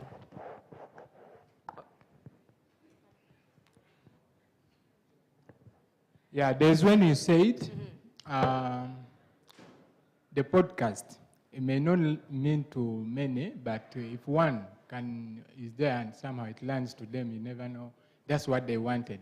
But do you mind to give in to emphasize, let's say, emphasize for all, and maybe not give in for one, like one to maybe, if you give in information or the podcast, and maybe only one lands on it, and it's actually one for the meaning for that only one person. Okay, let me first start with the first part. So you asked how I track the numbers. You do track the numbers. It's not like you totally ignore them. The problem is when, for example, I started my podcast, I was alone. And it gets very hard to keep on looking at those numbers. They can get very discouraging and they will affect your mental health. So you have to kind of come up with buffers to say, I will be consistent. I will always try to give high value work, but the numbers is not what's driving me. I am not doing this for the numbers. I am doing this because I know I am doing something of value. And yes, it might not reach those people yet, but eventually, if I keep at it, they'll at least know I have a track record of doing this thing consistently. I'm not saying don't look at the numbers. Look at the numbers, but do not let them affect your motivation. And sadly, they might. If you're starting absolutely alone with no advertisers, no sponsors, you will put out that episode and you'll find very few people have watched it. Just don't get discouraged. That's what I meant about don't look at the numbers. You will look at them because there's that analytical side, but it's that emotional side that shouldn't look at the numbers. When it comes, I think I'll kind of, to answer your second part of the question, it's important that people find your podcast. If you can network with people and you can find ways to share a link on their website or on their social media, use it. Use every available avenue to put your podcast there. I'm saying one because I know it can get very, very discouraging at the beginning. And I don't want to sell you a fairy tale story that you're going to put up your first episode and 1,000 people are going to listen to it. That's not going to happen, also especially in Uganda. But you just have to keep on having the consistency to maintain, keep the value up. Again, always think about the financial side. Can you leverage this? Can you have conversations with people who you think might be interested in their podcast, in your podcast? Can you invite those people in to drive your numbers up? Those are the things you're always going to be thinking about constantly. Hi, my name is Alex Ataire, and my question goes to Dr. Innocent Nahabwe. I like the way Dr. Innocent Nahabwe creates very interesting products for different segments. And he did say that probably in the figure of speech that's no longer about the vision and the mission, and he says we don't have a vision and a mission. My question then is, how do you keep your teams focused without a vision and mission, especially in all areas, especially in the way you create value for your audiences and the way you create value for yourselves as a business? So, thanks, Alex. That we do not have a vision or mission does not mean that we are just walking in the dark and hitting the.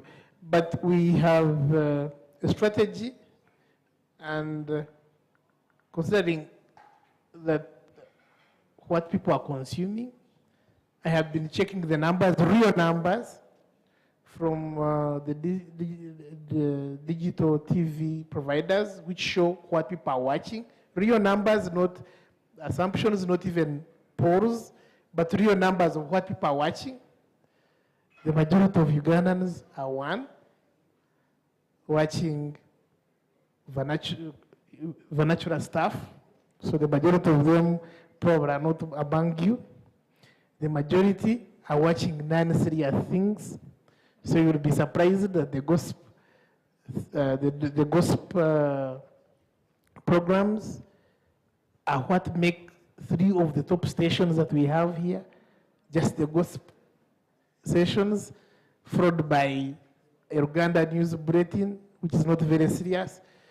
So with research, you get to realize what people want. So similar to what you guys see in your analytics. Do you ever go to Insight? You see when people are seeing which posts trend. It's very important and critical, and I believe she does. So with that, we are very much data-driven. So if you find us on a Monday, we are looking at where are the trends, where is it going, and then after that, we have boundaries. We say, play anywhere, so long as you don't cross these boundaries. So one of them is that you don't make sure you say anything about anybody that he broke the 10 commandments. Doesn't matter what religion you go, I think the books are the same, they all have the 10 commandments. So long as you say anything about somebody, make sure you never say that he has broken the 10 commandments. So there are simple rules, we have simplified it and said, so we won't teach, because the people that we have are not exactly journalists. Or if you want to talk about medicine, you're not going to bring doctors and everyone. So some of these people are not exactly very sophisticated, very educated. But how do we keep it going and how do we keep within the parameters? By having broad boundaries that are defined. So for example, culture, religion, you treat carefully. Because you are not going to teach somebody that, this is libel, this is how to avoid libel, and this is what you can say on radio and this is what you cannot say. Because people have not gone, some of them have not gone to school for too long.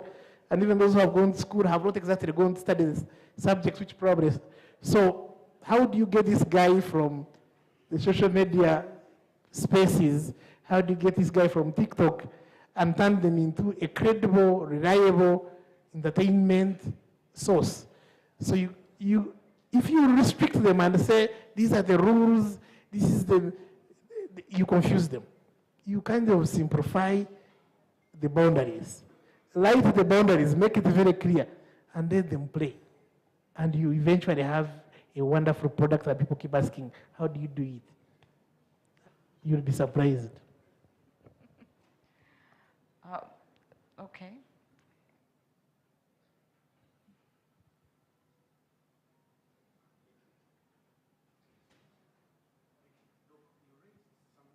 Interesting about the gossip shows and that bulletin you call unserious, yet it is so serious because it's the life we live.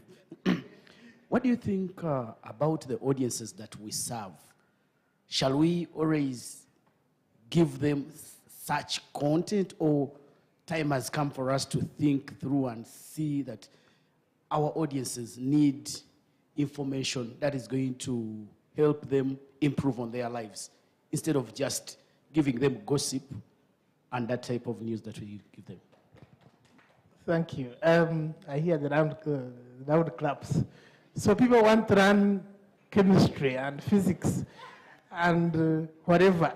The problem with that is there is a TV that took that direction.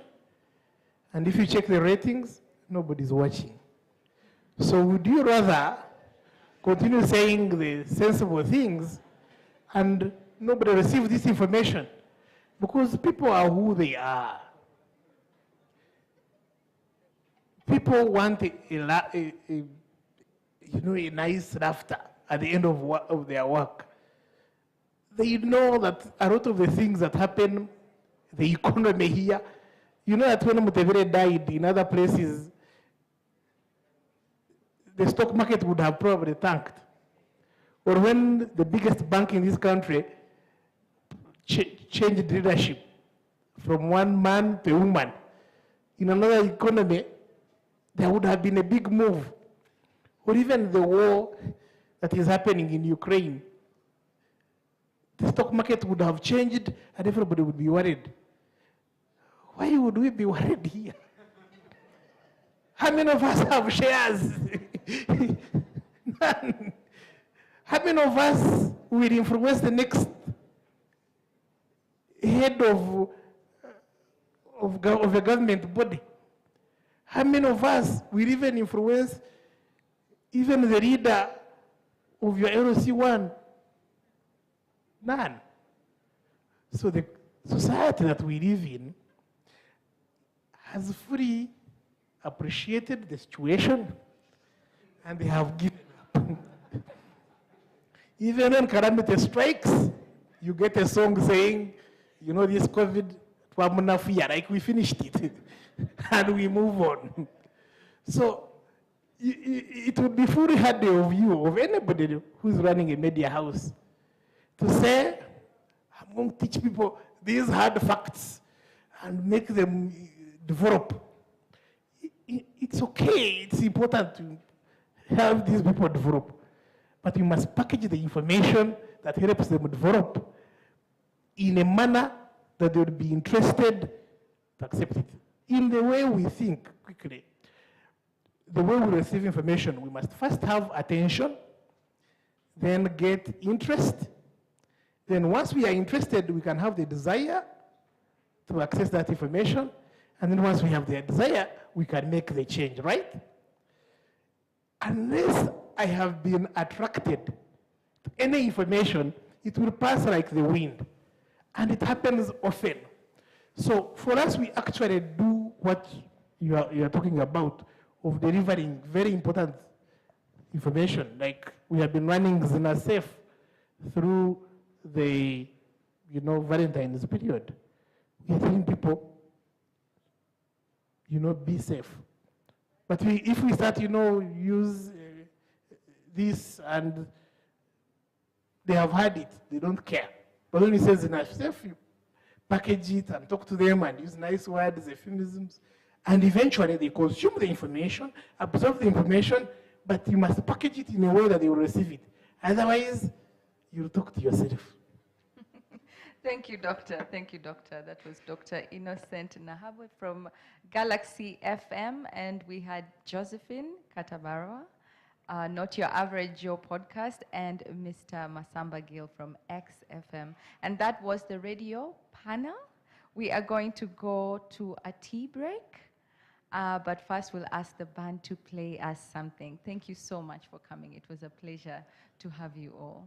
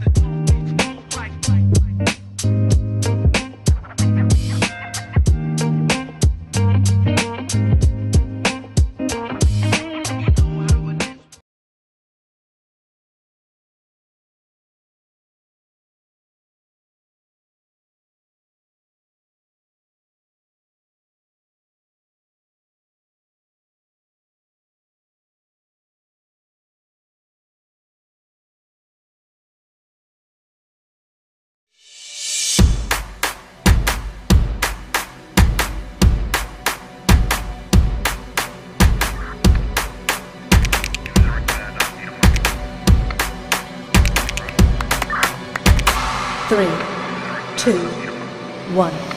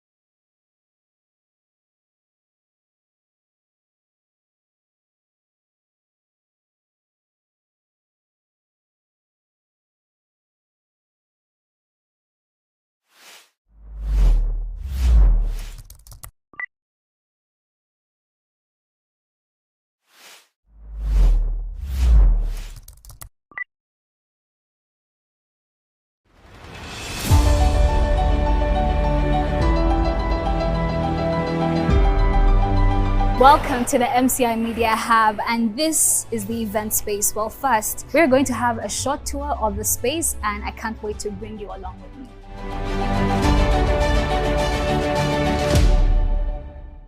First, we have this spacious, beautiful event space at the MCI Media Hub, where your organization can seat a capacity of 150 to 200 people. And we know that, events can be stressful emotionally, logistically, because we've been there, we've seen it all, we've done it all, we almost lost all our money.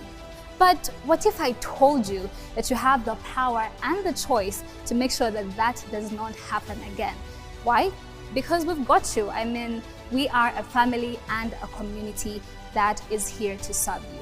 And next, we are going to be showing you the training room. Now, this is the MCI training room where you have to hold the vision and trust the process. Well, in this space is where groups or small groups of people can gather around and talk about great ideas, brainstorm, have training sessions, and just enjoy the process of creating together as a team. Now, follow me to another amazing space. This is the social media studio at the MCI Media Hub, where we can have online conversations with different people. We could have a backdrop for you at your conference or your event situated here at the MCI Media Hub, or we could actually come to right where your event is taking place. And the other thing is we have spiced up how we cover your event. We have the 360 camera that is so amazing and captures all angles at your organization's event. Now, you might ask, why do we have a social media studio? Well, numbers are going online. Everybody is going digital, and that is why we have the MCI Media Studio that is going to be coming to where you are, or you could actually come to us and have those meaningful conversations.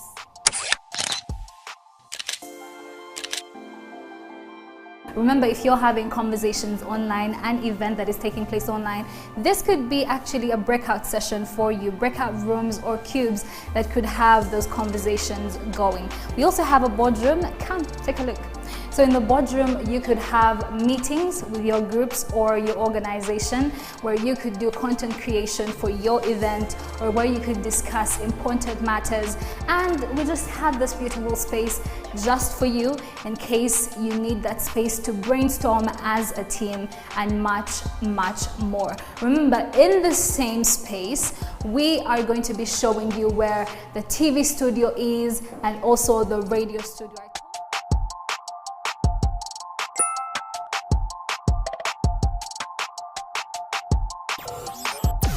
You're listening to MCI Radio, the coolest internet radio. MCI Radio for African voices. Well, welcome to MCI radio station, where all the magic happens in production. This right here is madness. Look at all this equipment where you could just create your content as a voice artist, as a person who is interested in podcasts, anything audio creation. We've got you covered at the MCI Media Hub, and that is in our radio studios. This is the best place to have anything to do with audio, sound, anything to do with audio content, just audio content. As a voice artist, as a show host, this is the place for you. And next, we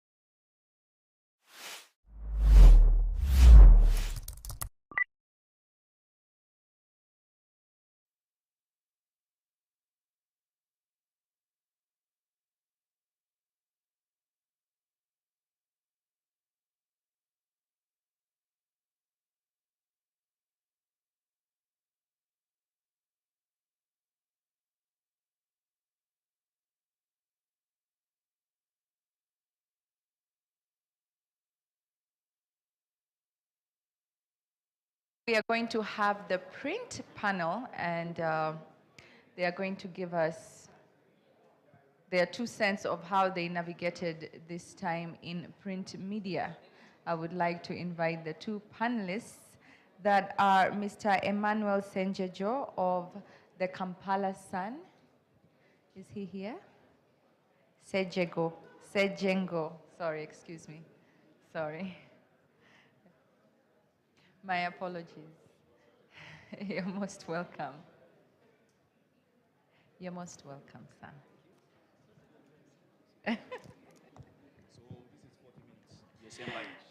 That is Mr. Emmanuel Sejengo, the Kampala Sun, and then we have Mr. Andrew Kagwa from the Daily Monitor.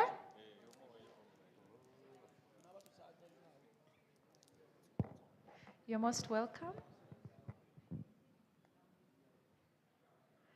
Now, before we start, I would like you to introduce yourselves in your own words and tell the audience here and online about what you do and about your publications.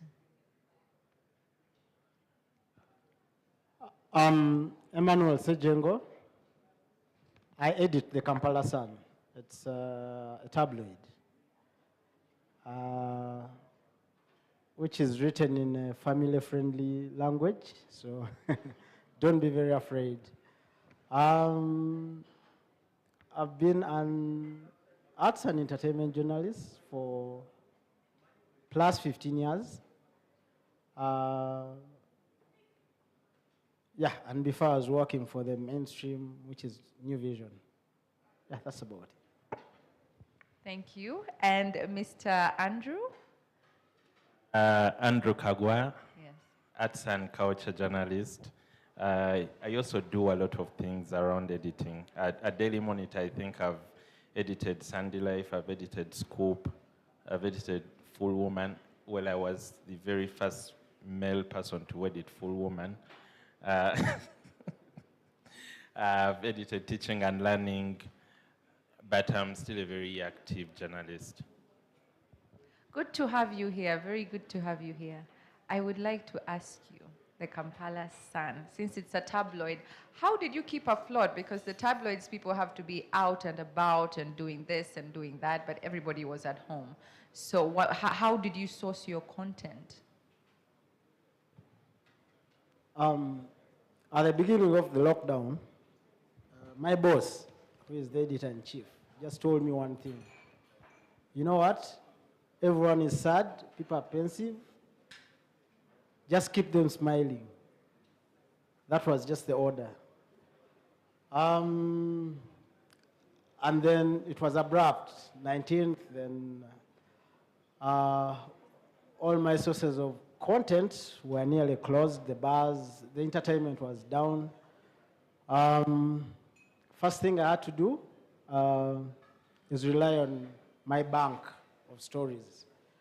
Usually in our operations, we leave a fallback position. So you have... You have like a backlog of stories yeah, you can fall back the on. ones that I have a longer shelf life. Or you shelf them until when you absolutely need them. Yeah. Okay. So we relied a lot on those, but also there's the basic principle. In journalism, your sources are your life. They are your everything. So everyone on the team, all the field reporters had contacts of their sources who they would easily talk with on WhatsApp and other means. So we use that also to gather content. But also, more than that, at the beginning, we were quick, and even before the company decided to introduce Microsoft Teams, we used to have WhatsApp meetings, and actually we were texting. So every now and then, I would call the team and tell them, you know, guys, time to brainstorm ideas. So you get and brainstorm ideas. But that was the light bit of it. The execution was the harder bit.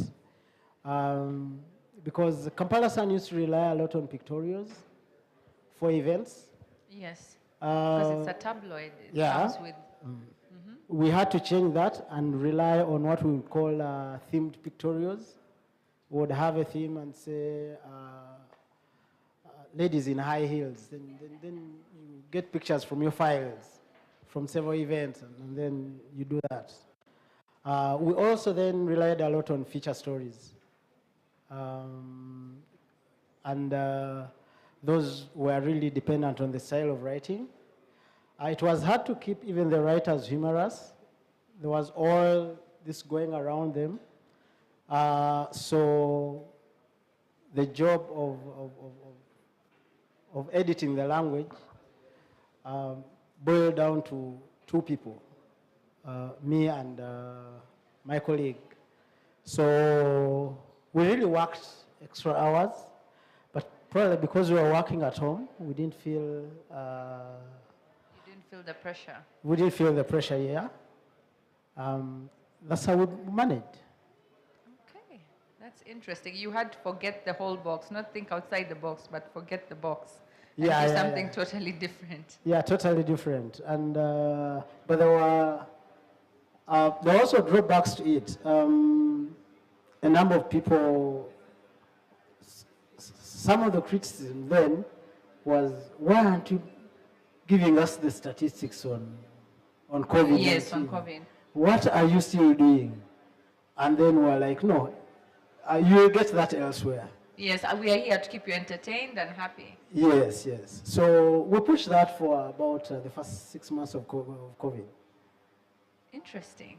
And this goes to you, sir. How did it affect output when a monitor, the daily monitor, they cut 35% of people's salaries? How did it affect output? Weren't people disgruntled? And this happened all across all sectors, because some of them, they had to work in shifts, then others were laid off, so they stayed at half capacity, which meant more intense work for the ones that were actually there. So how did this affect output for your newspaper? You see, one of the things people do not know about the whole cut of the 35% is that this happened to people that were serving as staff. The way most newspapers are run, you will find that about 60 or 80% of the people that are working are actually freelancers. Now, when the pandemic happened, because you remember, everything was so abrupt. We were at home. That day, I had not worked. I remember I was editing Sunday Live, and they were like, they stopped public transport and private transport, and I remember it was immediate. Yes, immediately. So many reporters couldn't move. That's whether they are staff or they are freelancers, they just couldn't move. I remember one of the sections I edit in Sunday Life is a wedding section where people usually write about people's weddings. They usually like giving you weddings that have just happened.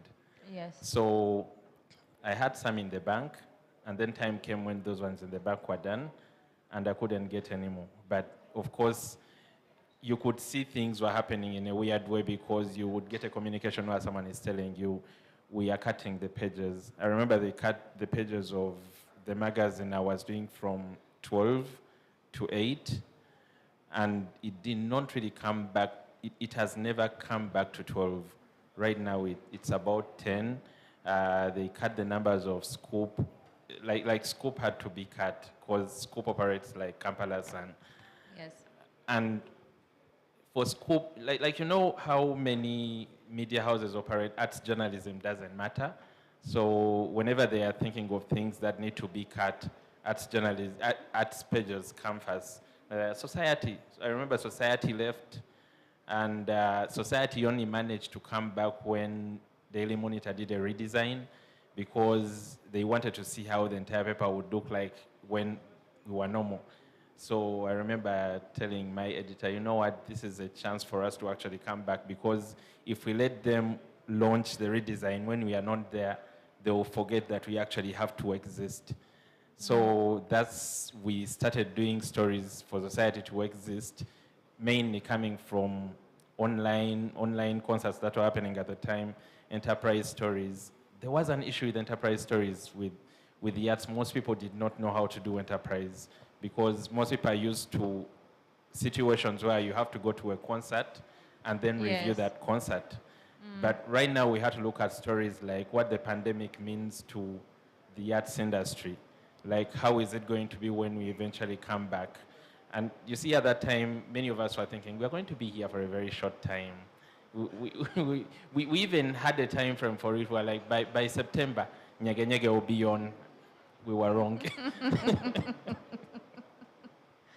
Well, correct me if I'm wrong, but did Monitor go online for a while and it was offering like free readership online? This clearly depicts a hit on distribution.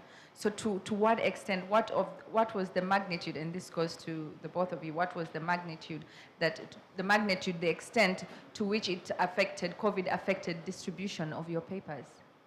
Was it a nudge to go digital? And wasn't digital media giving you a run for your money? Well, truth is I can't tell you that I have the numbers of how they performed when they were giving out. I remember that time when the e-paper was free. Yes. I do not know how they were performing at that space, but I know there were very many returns for the physical paper.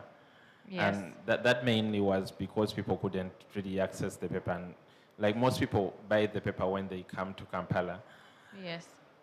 I thought there was an opportunity when that was happening because maybe it was time for us to actually deliver newspapers to people's homes, just like Jumi and the rest take things to people.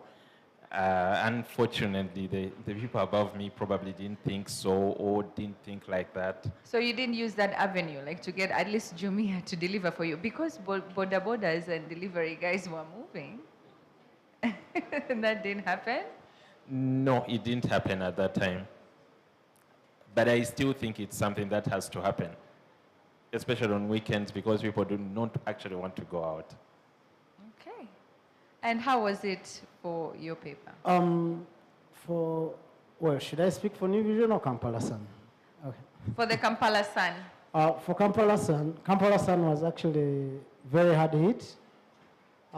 It finally closed the print edition and we went fully online way months before. But soon after they closed down, there were means to try to cut the gap. One of them, throughout the company for all the products, was to step up subscription. So there was a direct move to get people to subscribe and all that. There were the approaches of organizations and some individuals. But I think Ugandans are still reluctant to subscribe. You know, pay for newspaper for a whole year and you get it. Yes. I think we have trust issues as a society. What I see is what I get. We want to buy the headline. We're not sure of the next day's headline. So subscriptions for all newspapers are still very low. Do you think this is so because of social media and the nature of instantaneous news, and like they're like, why should I pay a subscription for a paper when by the time you're publishing it, I already have the information that's already in there because it just keeps on coming in? Do you think that is so, and it's not a matter of trust but of convenience? Partly, but if you notice, newspapers have found a way around the news on social media. Yes. Yeah, they now go in depth. They don't break news anymore. So if you notice, even the lead story is not really breaking news. It is what is beyond the breaking news. Yes. So they have found a way around that. So, but even way before social media, subscription in this country was very, very low. So I don't think social media has really been behind this. But also probably, like I said, probably our marketing sections have really not studied the subscription cycle so much, and they need to do more. Because one, Kampala Sun has never had a subscription drive on its own.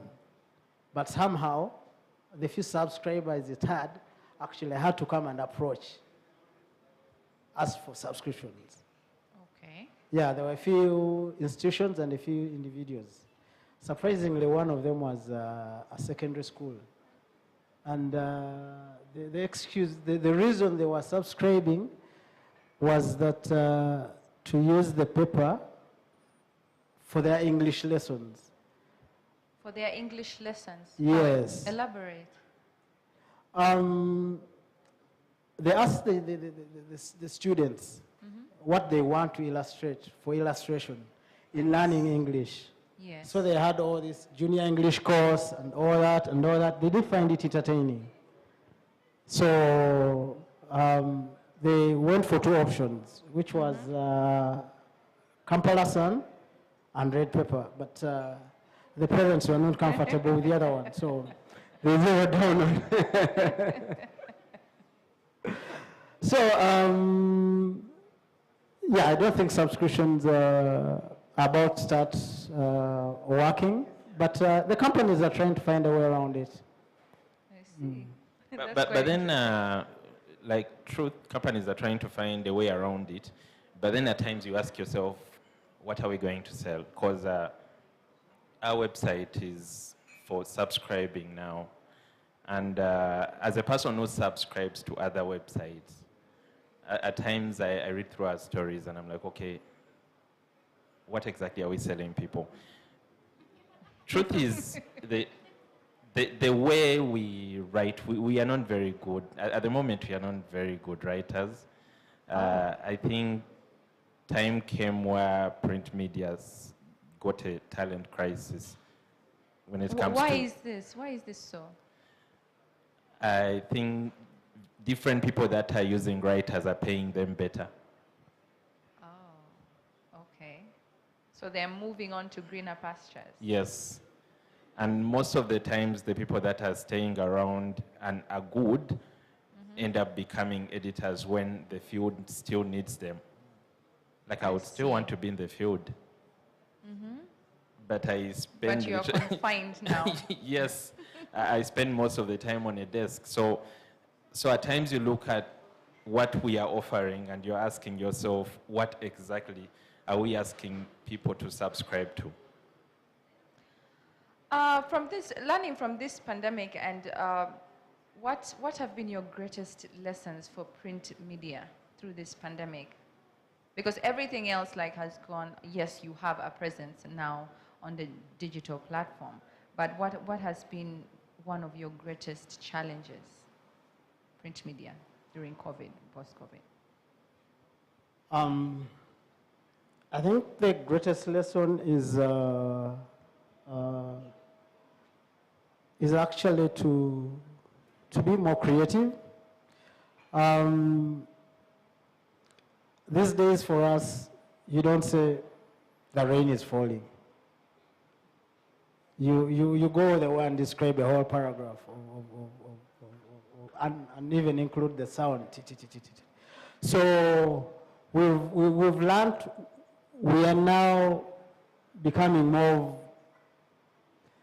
novelists in a way that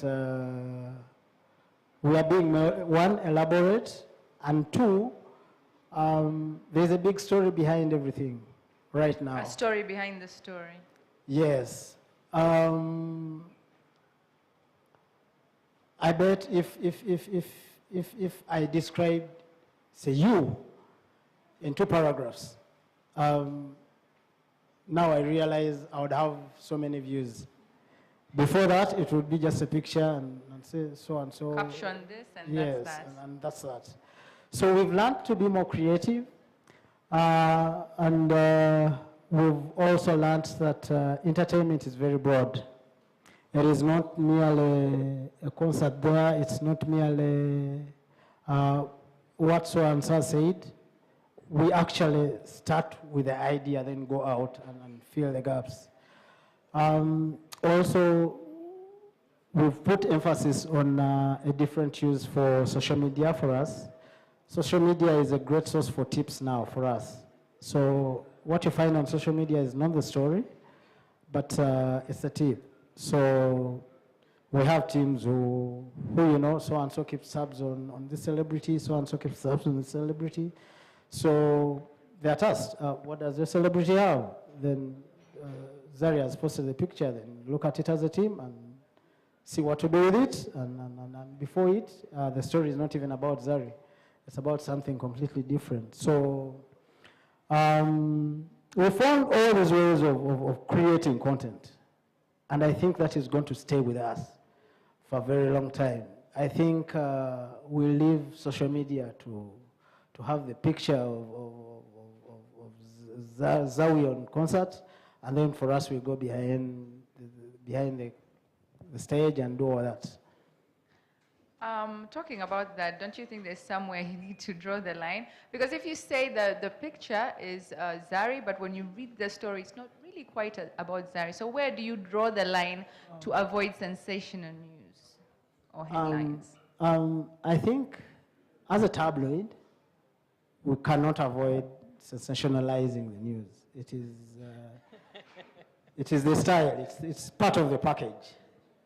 We don't want to be as quote unquote boring as New Vision and Monitor. So we have to keep you entertained. However, sensationalizing does not mean fake news. It does not mean you don't verify your facts. We still do that, but it's the way of presenting it. Amplifying the truth. Yes, yes. Thank you. I think to just add on what he's saying, one thing, many of the things I learned from the pandemic are things I can't implement because I do not make decisions. But for media houses like Vision Group and NMG, I think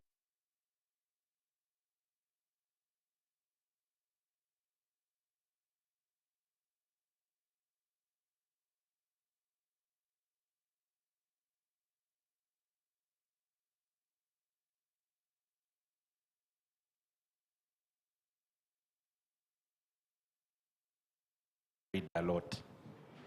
That is true.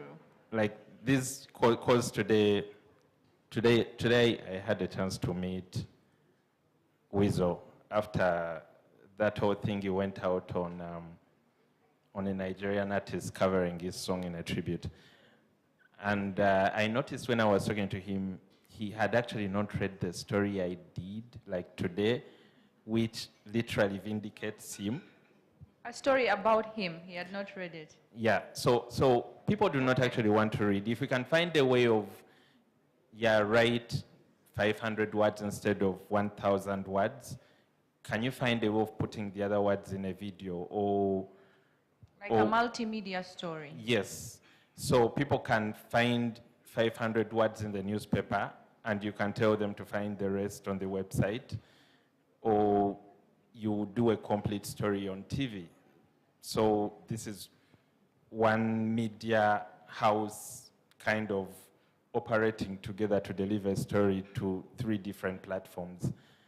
At the moment, we have these media houses that have all these arms, but they're kind of operating separately, and it's a mess. So that's why I say the lesson I learned, I don't think I can actually implement because I'm not at that level. But yeah, content is key. Content is key. So before I let these 2 gentlemen go, does anybody have any questions for them? Any questions?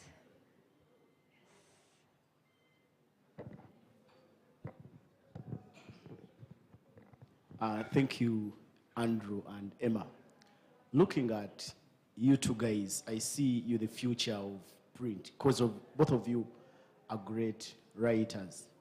But you talked of something of scarcity of creative writers in print.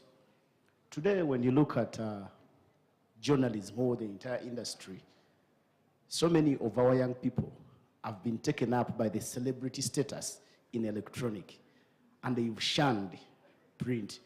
Surprisingly, I don't know whether MCI takes care of print. I haven't had anything to do with print. No, we actually do. We write stories. Okay. Yes, okay, we do. We write that's stories very as good. well. So looking at you as the future of journalism in Uganda, what is it that we can do to interest our young journalists to go into print? I think I'll take that first. When I was joining journalism, I had a chance to join radio. I also had a chance to join TV. I did not like the way I sound. And I didn't want to be seen or heard. So for me, print was my safe space. Like, no one is seeing you. But then when I kept doing those stories, before I knew I was in the platforms I badly hated. So I think one of the things you can tell a journalist that's coming up is print is the beginning of everything. One, it gives you a chance to operate when you're anonymous. You're going to interview people and you're not under pressure that they will see me dressed in this way and so I'll be insecure. You create sources, you create friends, and by the time they put you in front of a camera, one, you know what to say, and two, you know the people to talk to and you know how to ask the right questions. Thank you for that. Also, I think for these young people, especially right out of university and institutions, my experience with them is matters of remuneration. They come into the newsroom often as interns, and they see all these big guys. Finally, they have met Moses Kasasa, they've met who, they've met who. And they aspire to be with them. They're like, okay, I knew Alex at about 20 years ago. I was just being born, now I'm here. And they aspire to be like them. Then all of a sudden, they're informed, for that story, you're going to get this little. And they keep wondering, okay, how am I going to survive? So I think we need to find ways around that word. But also, because that is a stopgap measure, I think we need to find ways for them to explore other means. A typical example is if you're going to get to print as only a writer, you're going to get about a quarter of the pay you're worth. But if you can actually take your own pictures, capture your own videos, and then write, you will first be a writer, and then the other will be the extra pay. So in that way, things add up. I usually encourage the interns who come to my desk to pretty much do that. And for the last couple of years, the ones who have actually stayed and appreciated and worked still as freelancers, they've mainly embraced that. The other bit is they just have to be workaholics. The problem with a workaholic is you become a sausage machine. You churn out the crap that passes the test. It's not great because you're not concentrating. So just imagine you wake up in a day and you have a news story, a feature story, a story in sports, and all that. You will not grow your style. But for me, it's sad, but that's one way others go around it. So those are the measures we can try for now until probably we stabilize. Thank you for that. I can quite resonate with that. I remember when I back, what was it, in 2019, when MCI came to my university and I decided to join the challenge.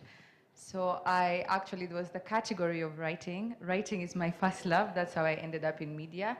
And I remember the theme that year was climate change. So I decided to do a story on climate change innovation, and that's what I did for my university. I did that, and I was like, you know, there are so many universities, I might not get it, and I ended up winning that award for the innovation story, climate change. Fast forward, I went into the fellowship, and in the fellowship, MCI, of course, it's training a one-man, one-woman journalist. And I remember the very first time they told me to go in front of the camera, I completely refused. I fell apart, I was shaking, I would forget my lines, and they told me, you have to do it, even to go to the field, to do the videos, to come and edit. It was a learning curve, but I always preferred to stay at the back and to write the scripts. Even when my fellows went to the field, I would help them write the scripts. Writing it's my craft, it's my first love. And I understand when you say if you begin from writing, then everything else comes together. Because when you're writing, you have to think it through, think critically, and see how a story develops and look at it at a 360 view. As a writer, you have to understand all these things. Then after you do that, everything else comes naturally. So it is very, very important to have those creative writers in different fields, and yeah, because they are the beginning. They're the ones, the beginning of where the magic begins.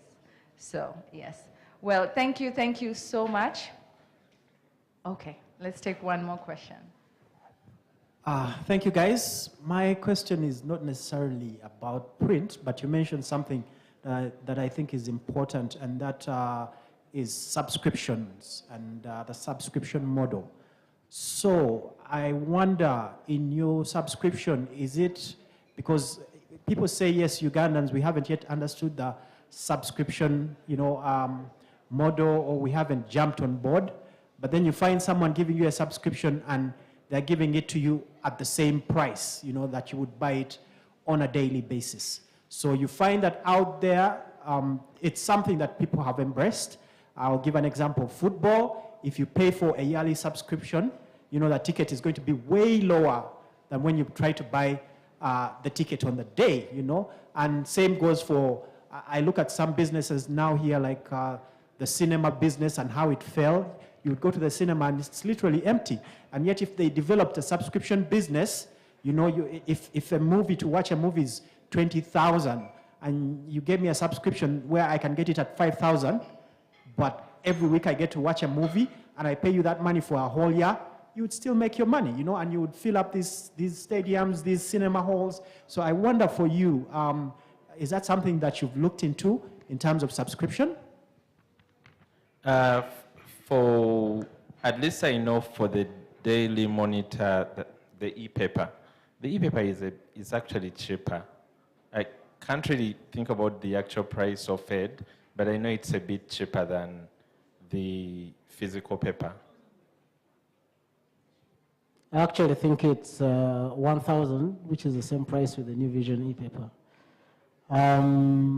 However, I think there was a campaign, this was probably before COVID-19, about that model of having subscriptions at a lower rate. It did still yield a lot of results. There are some people who jumped onto it, and I think the company decided to go back to the other old one. And there were even issues to do with the ones who had subscribed at the other rate, and they gave them up to a certain time, then they had to get onto this rate. So I think the distribution guys are trying to do a few things, but I think it's way too little. I think we are comfortable selling on the street. Incidentally, one of the things that affects newspaper distribution is this thing, the rain. It rains in the morning, you're done. No one is going to go out in the rain to buy the paper. So editors now have to plan for the rainy season, which is a sad thing. If it was with subscription, well, the person will get his paper. And I don't know why Ugandans still don't get it, but They don't go out in the rain to buy the paper. Well, I think it still goes back to something I said earlier, that content is key. Like, do Ugandans actually see the need to subscribe? Maybe that's a question we have to answer on another day, but do they? Well, thank you for that. That was Mr. Andrew Kagwa from the Daily Monitor and Mr. Emmanuel Sejengo from the Kampala Sun. That winds up the panel for the print media on Media Viability 3 talks today. But don't go anywhere because the band is going to play us a song before we have our last panel of the day.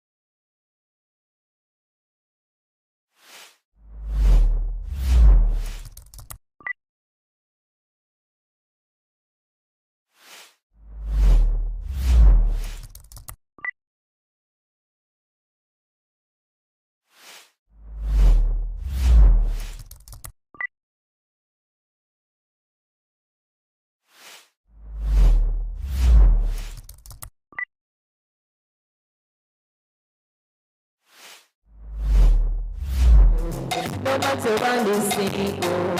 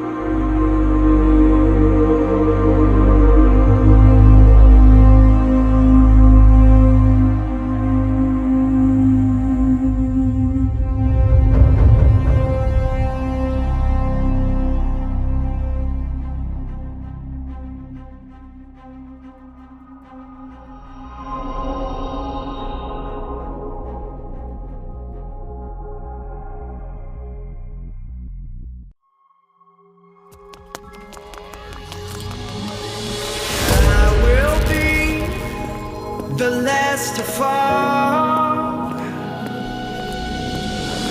I won't shed a tear for them to see. What's a fool?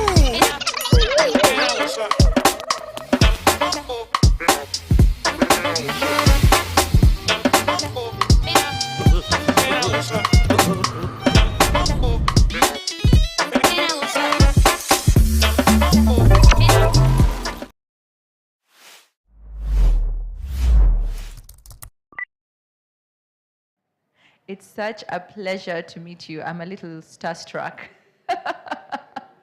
She is one of the CNN African Voices. I love it so much. Such a great job.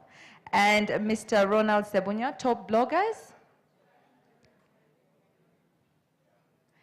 You're most welcome, sir. Please have a seat. Before we begin, I would like you to introduce yourselves to the audience and tell them a little about yourself and what you do. Thank you. My name is Alex Atwaire. I'm basically a journalist and an editor with 20 plus years of experience. 90% of that in experience in the legacy, working in the legacy platforms, and of course, most of it for the Nation Media Group, where I retired as the editor of the Monday newspaper in 2017. But currently, I work as a media viability consultant. I have a gig with the Innovations Village as a media viability consultant, and I am an entrepreneur and investor in the online media publishing. I run the Kampala Report with a few colleagues. I see some of them here. And I also have, the Kampala Report is a platform that does not take direct advertising, does not have adverts. And I have a second one that I run with other colleagues that is advert revenue led. It's called the PML Daily. Yeah, that's that. Thank you, sir. Mr. Sebunya, could you please?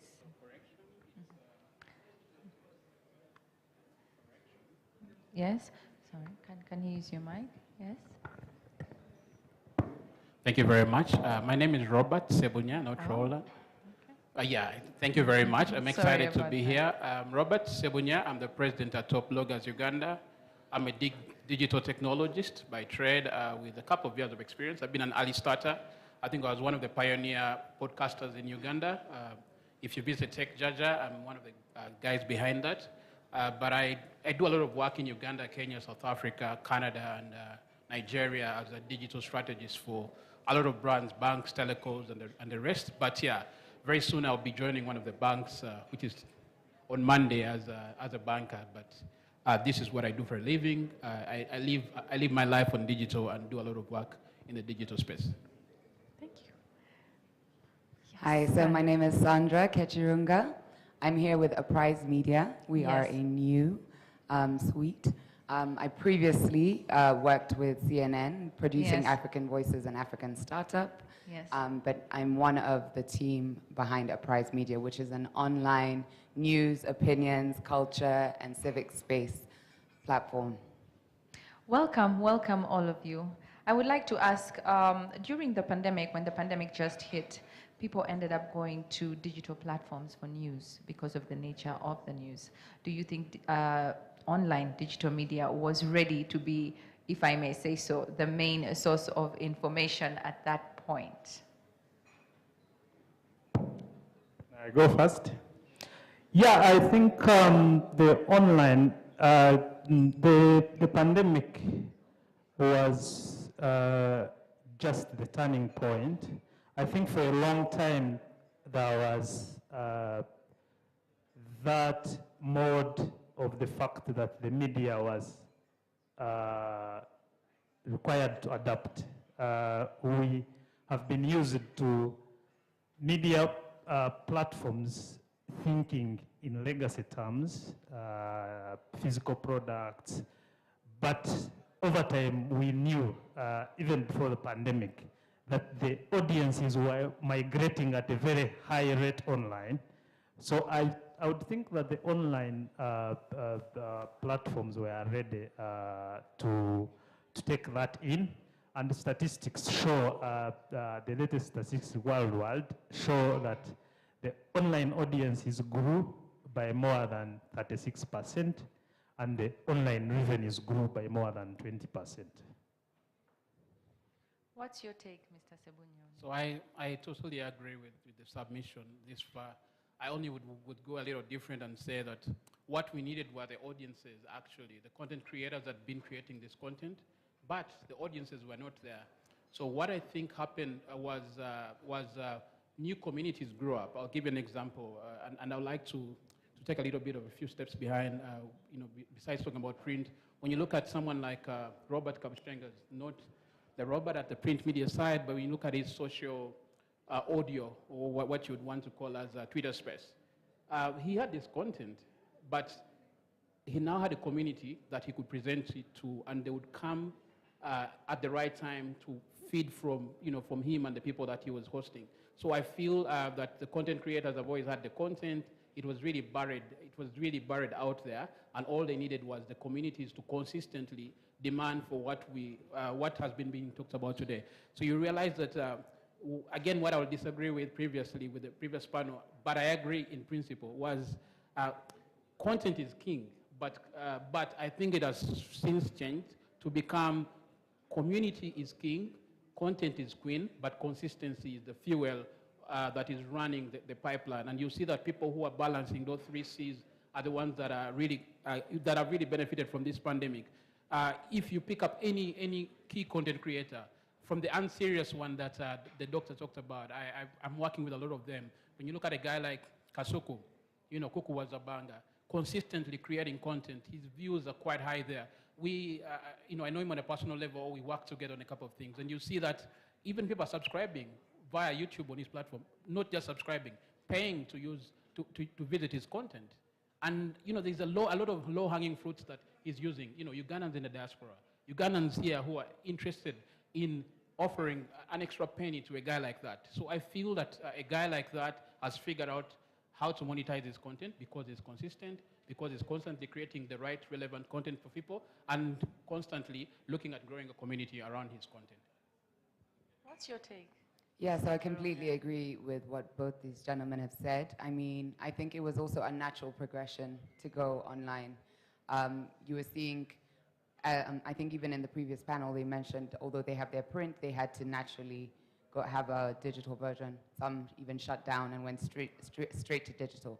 I think about 4.5 billion people of the world's population are online, and about 3 billion of those are on social media. And in Africa, about 300 million people are online. So it's a natural progression to say, especially during a pandemic, especially now when all interactions had changed and the way we consume our content was naturally going to change, we had to be to move online. And I think definitely it was ready, as he said. The content was out there, it just needed the audience. But I think just to add on to what he said about content being king and community being queen, I think it's also your purpose. That's the question. Because people were looking to media houses, looking to newspapers to inform them about this pandemic, to inform them about what's going on. We were all learning at the same time. And fear, breeds that sense of community. It was something that united us. And so I think it became important to know, what is your purpose as a media house? What are you putting out there? What do you want, your readers to know and to learn? Yeah. Okay. Mr. Sebunya, would you tell us and compare the digital spaces between South Africa, Kenya, Nigeria as driven to news and communication during the pandemic, and how it helped them compared to us? Are we up to speed with that in the digital space compared to those other countries? That's a very deep question. I would say I'd compare us to our closest neighbors, Kenya, and maybe a little bit of Nigeria. So the difference between us and them is they have variety, and that's a very key principle. When you look at Kenya, I mean, my brothers here in print will agree with me. If you look for 100 Ugandan online writers or publishers, you will fail to make a list of 30 that you can put your hand on. Go to Kenya, you'll get hundreds of those. And the huge difference is really key, and it comes down to when I look, because I also run advertising business in these countries, so I know a little bit of what kind of media spends they have. So when you look at online publishers in Kenya, the kind of budgets that you're going to give them versus the ones you're going to give it to Uganda, it comes down to one key thing that we're lacking, actually two key things. One, we had not learned to grow communities around as Ugandan publishers. I'll give you an example again. Look at a guy like Biko Zulu. He's grown his community for 5, 6, 10 years, could even be 10 years. Look for someone like that in Uganda, you'll not find them. So we are missing such simple things. But over and above, we don't have a huge community of readers. This could be because we're not creating content for them. I'll give you an example. We all are starting to believe that we have a community of listeners, or people who want to consume video. When you look at, again, I'll give you examples of the unserious people that Innocent talks about, Full Figure, Isma All Access, all these guys who are going online and saying these things. This is the same stuff that could easily be written in a form that people can consume. Before what has been viral in Uganda, you know the 3 S's, sex, shock, and scandal. But things have sort of changed. There are people who are creating content that actually people love. Sometimes it actually goes beyond borders. You don't have to be writing for audiences only here. So I feel as a Ugandan community, we need to start to create larger audiences, expanding our horizons in the content that we put out. Yeah, in that is very key. But also over and above, we need to start to write to grow communities. So once you grow a movement or a community, then you're going to start to have people who follow what you want to write and who aggressively come to things like we've talked about, those podcasts. I'll give you an example quickly. Tech Jaja. Our community has always been people who are interested in technology. And for the last 8 years, all our viewers have been those kind of guys. We do not have to have a lot of them, but we're making money from that. So it's something that we need to take up. If we had 15 of us, technology bloggers, you see how far we could go. I have budgets, real budgets. I mean, tens of thousands of dollars, but I don't know where to spend it when an advertiser asks me because there are not enough guys I can spend this money on. I don't want to take it to New Vision because they're not creating this niche content, but I want it, in a player like myself. A conflict of interest there. And then I just wanted to chip in there and say there's another context to it. The latest media viability studies done by the Aga Khan University School of Graduate and Media Studies, if we limit ourselves to Uganda and Kenya and maybe the region, is that, for example, 80% of the population of the Kenyans are able to go online. When you compare to the penetration in Uganda, or the people who are is below 46%. So probably a content creator in Kenya will have more options than a content creator in Uganda. So when you are comparing the different regions, you need to look at those indicators. How are the audiences able to access these platforms? And then importantly, the legal environment.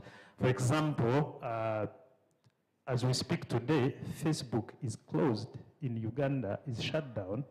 The government shut down Facebook, and that is a very, very key impediment to people who want to create content using those partner platforms. Talking about content like that, TikTok came up, and weren't you all of a sudden crowded by competitors? Competition went through the roof. So how did you handle a medium like a platform, rather, like TikTok? Did you also jump on that bandwagon and cash in on it, or how did it affect you, the competition?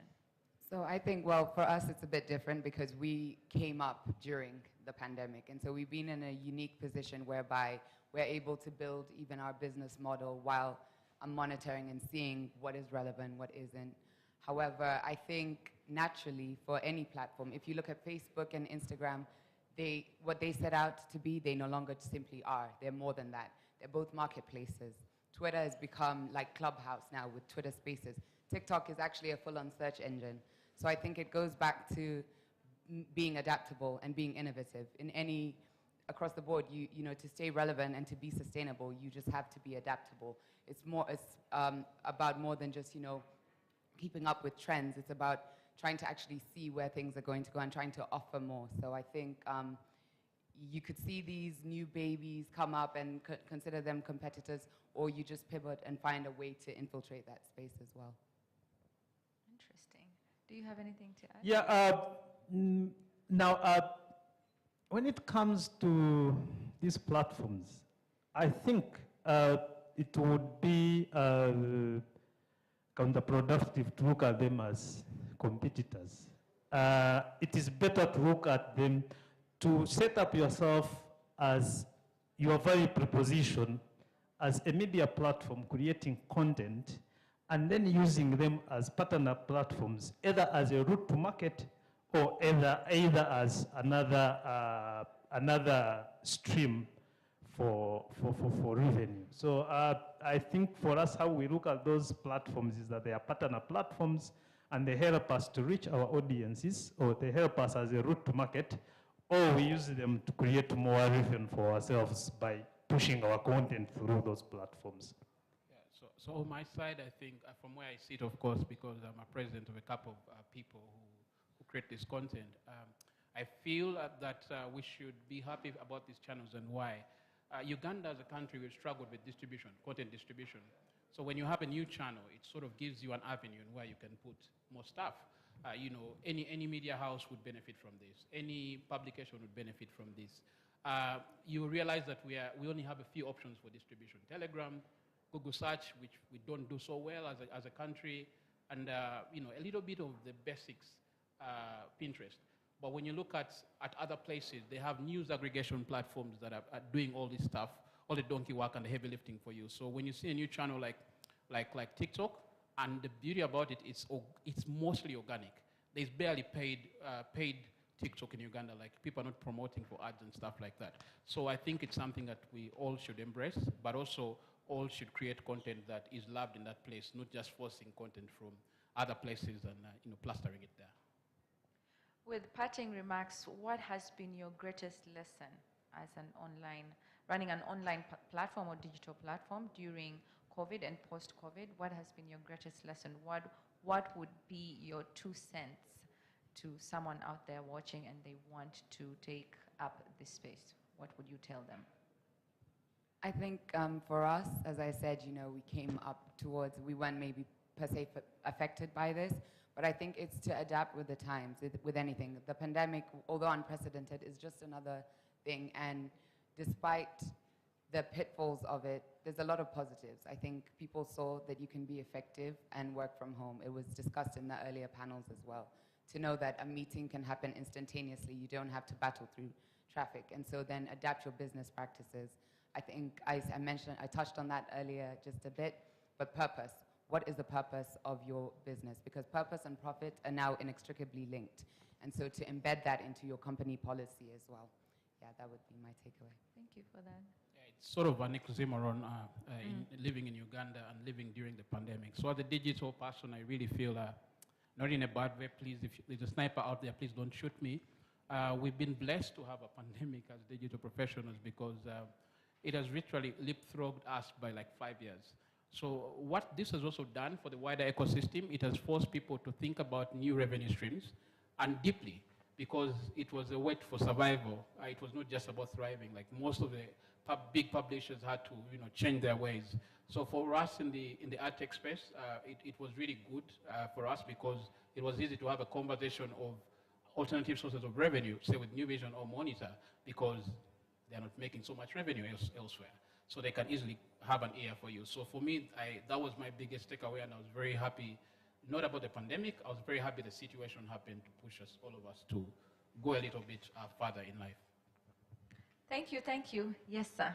What has been your greatest lesson? Yes, having come from a background of practicing for a long time in the legacy platform, I have appreciated full circle that the future is digital, and that I have experienced that this creates great opportunities.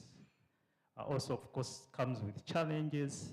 So we need to acquire digital life skills, either as students of journalism or as content creators, as business owners, or even media viability media viability consultants, to be able to be relevant to the future. That has been my greatest learning point from all this. Well, thank you very much, all of you, for that insight on the digital space. I'm sure people have some questions.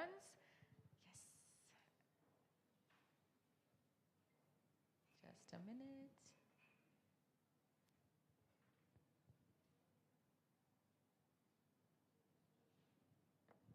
Thank you. I have a question, I guess, for everyone.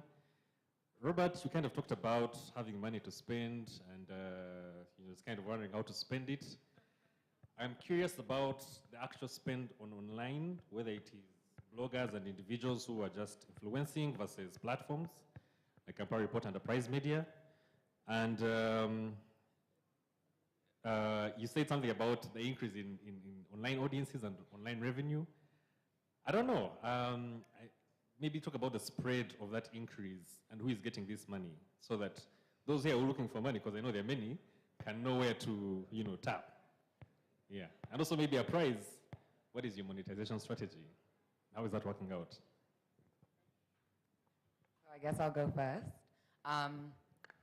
It is not cheap to get up and running, especially to the standard I know we want. But I think you don't mince on quality. We also we want to attract the right people to come work with us. But I think even more than that, I was actually just having a discussion with my partners earlier, about, okay, you're new on the block, you don't have as much money, you're not well established, so you're not gonna be getting revenue from advertising, but you need content build up in order to drive traffic to the site, so people will actually give you this advertising money. How do you then get good quality writers? How do you get good quality contributors? I think they have to buy into the idea of you.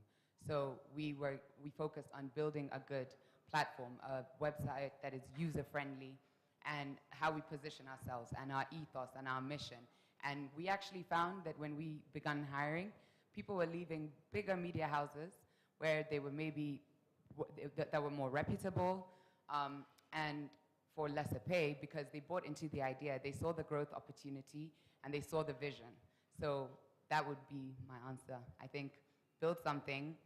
I just keep going back to purpose. I think once your purpose aligns with the people you're trying to sell it to, I think, if you build it, they will come. Yeah, so I want to keep it really short. So there are three places where I feel media money is being spent. So the first one is publishers, which is banner advertisement, basically placing banners on the site. So the world has moved away from getting that money directly from publishers, but integrating with third-party platforms. They're called exchanges in the ad tech world. So exchanges, like most of us just know Google Ad Exchange, but we have a lot of those. We have about 54 of those, and all of those want to spend on the Ugandan markets. Where I sit, we have all those budgets. People only integrating Google Ads. So that's the first one. The second one, on the corporate side of things, since I sit in a couple of those brainstorms and meetings, new channels, banks, telecoms want to come into these platforms, TikTok, who to push the agenda there, but they're not there. Platforms like Pulse are trying to look for influencers who are ready to be switched on, and they make a payment here and there. So those are some of the places. Then just look at the content creators that are aggressive. Look at a guy like Uncle Mo. In the boardrooms, you go to, because I sit in a lot of those, you go to, I don't want to mention the names, but you go to, let's say, guys who are best in the automotive category, maybe a petrol station, and Uncle Mo is already working with one. But we don't have another Uncle Mo that they want to work with. So all those are avenues and places that people need to sort of aggressively create their own niche, so advertisers who are ready can bite into that. Because if I ask you to get another Uncle Mo, you'll struggle to get one in the Ugandan market. And it's not, there's an opportunity to get another one. So all I'm saying here is we need to pay attention to the kind of content we create so that we can attract the relevant advertisers, because the budgets for digital are now there. Before about 3 years ago, it was 5% or dismal, or everything else that is left will be pushed to digital. So if you've not had an event, the balances will be put on digital. Now people are spending up to 15%, but where do they spend it? Facebook is blocked. I'll give an example. I don't want to mention again the brands because I can't give away so much, but Facebook is blocked, but the major company in quotes that are very compliant have not been advertising on Facebook. Where are they putting those budgets? Twitter is too small to put those budgets. We're talking about Facebook has 3 million people. Twitter has less than 400,000 active monthly users. So where are they putting that budget? They have nowhere to put it, or they squeeze it on platforms that are really small. So all those are avenues for us to, to position ourselves for, to get the money. Where is the money so that we can make it? As Sebunya says, some people are spending up to 15% of their budget on online platform. But I'll just give one example. The government of Uganda during the early days of the pandemic allocated 3 billion media advertising. And I remember they gave money to around 150 new online platforms. So if your platform was not one of them, then you are not doing the right things. So, and we must agree that the government of Uganda is a key mover in this market in terms of business, partnership, and advertising. So there's money in government now. It's open up for people who want to propose advertising for different government departments. The parliament has opened up. They advertise on online platforms. Some of these government parastatals, like the National Water, the UCC, they run campaigns on online platforms. There are these guys who are doing the pipeline. They are doing campaigns. They have budgets to do online advertising. So really, there are opportunities. You only need to find it in your business strategy to go for them. I hope, one more question? One more question? Let's take one more question. Thank you. My name is Belinda Tasha Businje from the NCSA. My question, we see most of the online platforms that are making money currently are niche-based. Like you find that someone evolves only around, let's say, fashion. Someone evolves only around technology, and those are people making the most money. Now we see that these more general publications are making the least money. So what can we do to raise the monetization rates for such publications? Because if you're under an organization and you want to do a publication that is not based on only one topic, how do you raise your monetization options? Because we also need to, consider these other big publications. I think, it goes back to what they both said about content. In the earlier panel, they asked, why don't people subscribe? Why would you subscribe to something? What are you offering that's different, that I'm going to buy into, that I'm going to look forward to? If you look at the New York Times or the New Yorker or other global publications people subscribe to, they have serializations or they offer exclusive content. It's things like that people buy into. So I think it definitely goes back to that. If you are more broad online publication, I'd say then consider your content, consider what you're going to give people that is unique, that is exclusive, that they will look forward to, that they'll buy into. Very good submission, thank you very much. So I think also what you want to add on, which should play to your advantage, is it's a numbers game. And when you look at the numbers, we normally pay about 0.7 cents of a dollar every time 1,000 people see an ad. So if 1,000 people are seeing your content that you're doing broadly, but you have grown the community to be big, even if you're doing general news, I think you have an opportunity to grow there. But also, don't lock yourself into just banner advertisement or local advertisement. New visual, rather MTN walking to you or Airtel walking to you to give you ads. There's a lot of opportunity for you to actually make more money from global publishers who want to, rather global advertisers who want to reach into the Ugandan audiences. So you want to expand to those territories as opposed to waiting for a monitor to come, rather MTN to come to you or Airtel, who plan their budgets a year in advance. So if you didn't cross their mind at the beginning of the year, you may not get any money from them. Whereas these players are willing to pay you 0.7 cents of a dollar every time 1,000 people see, or every time you actually an advertisement is seen 1,000 times. So it's an opportunity for you, and I think you should start to look in that direction. But also, you have another opportunity to grow, to do a lot of variety of content. You know, I was really blown away when I got into this space. There's multimedia content. When you put that multimedia content on a platform like YouTube, very easy to monetize. Even TikTok, very easy to monetize broadly.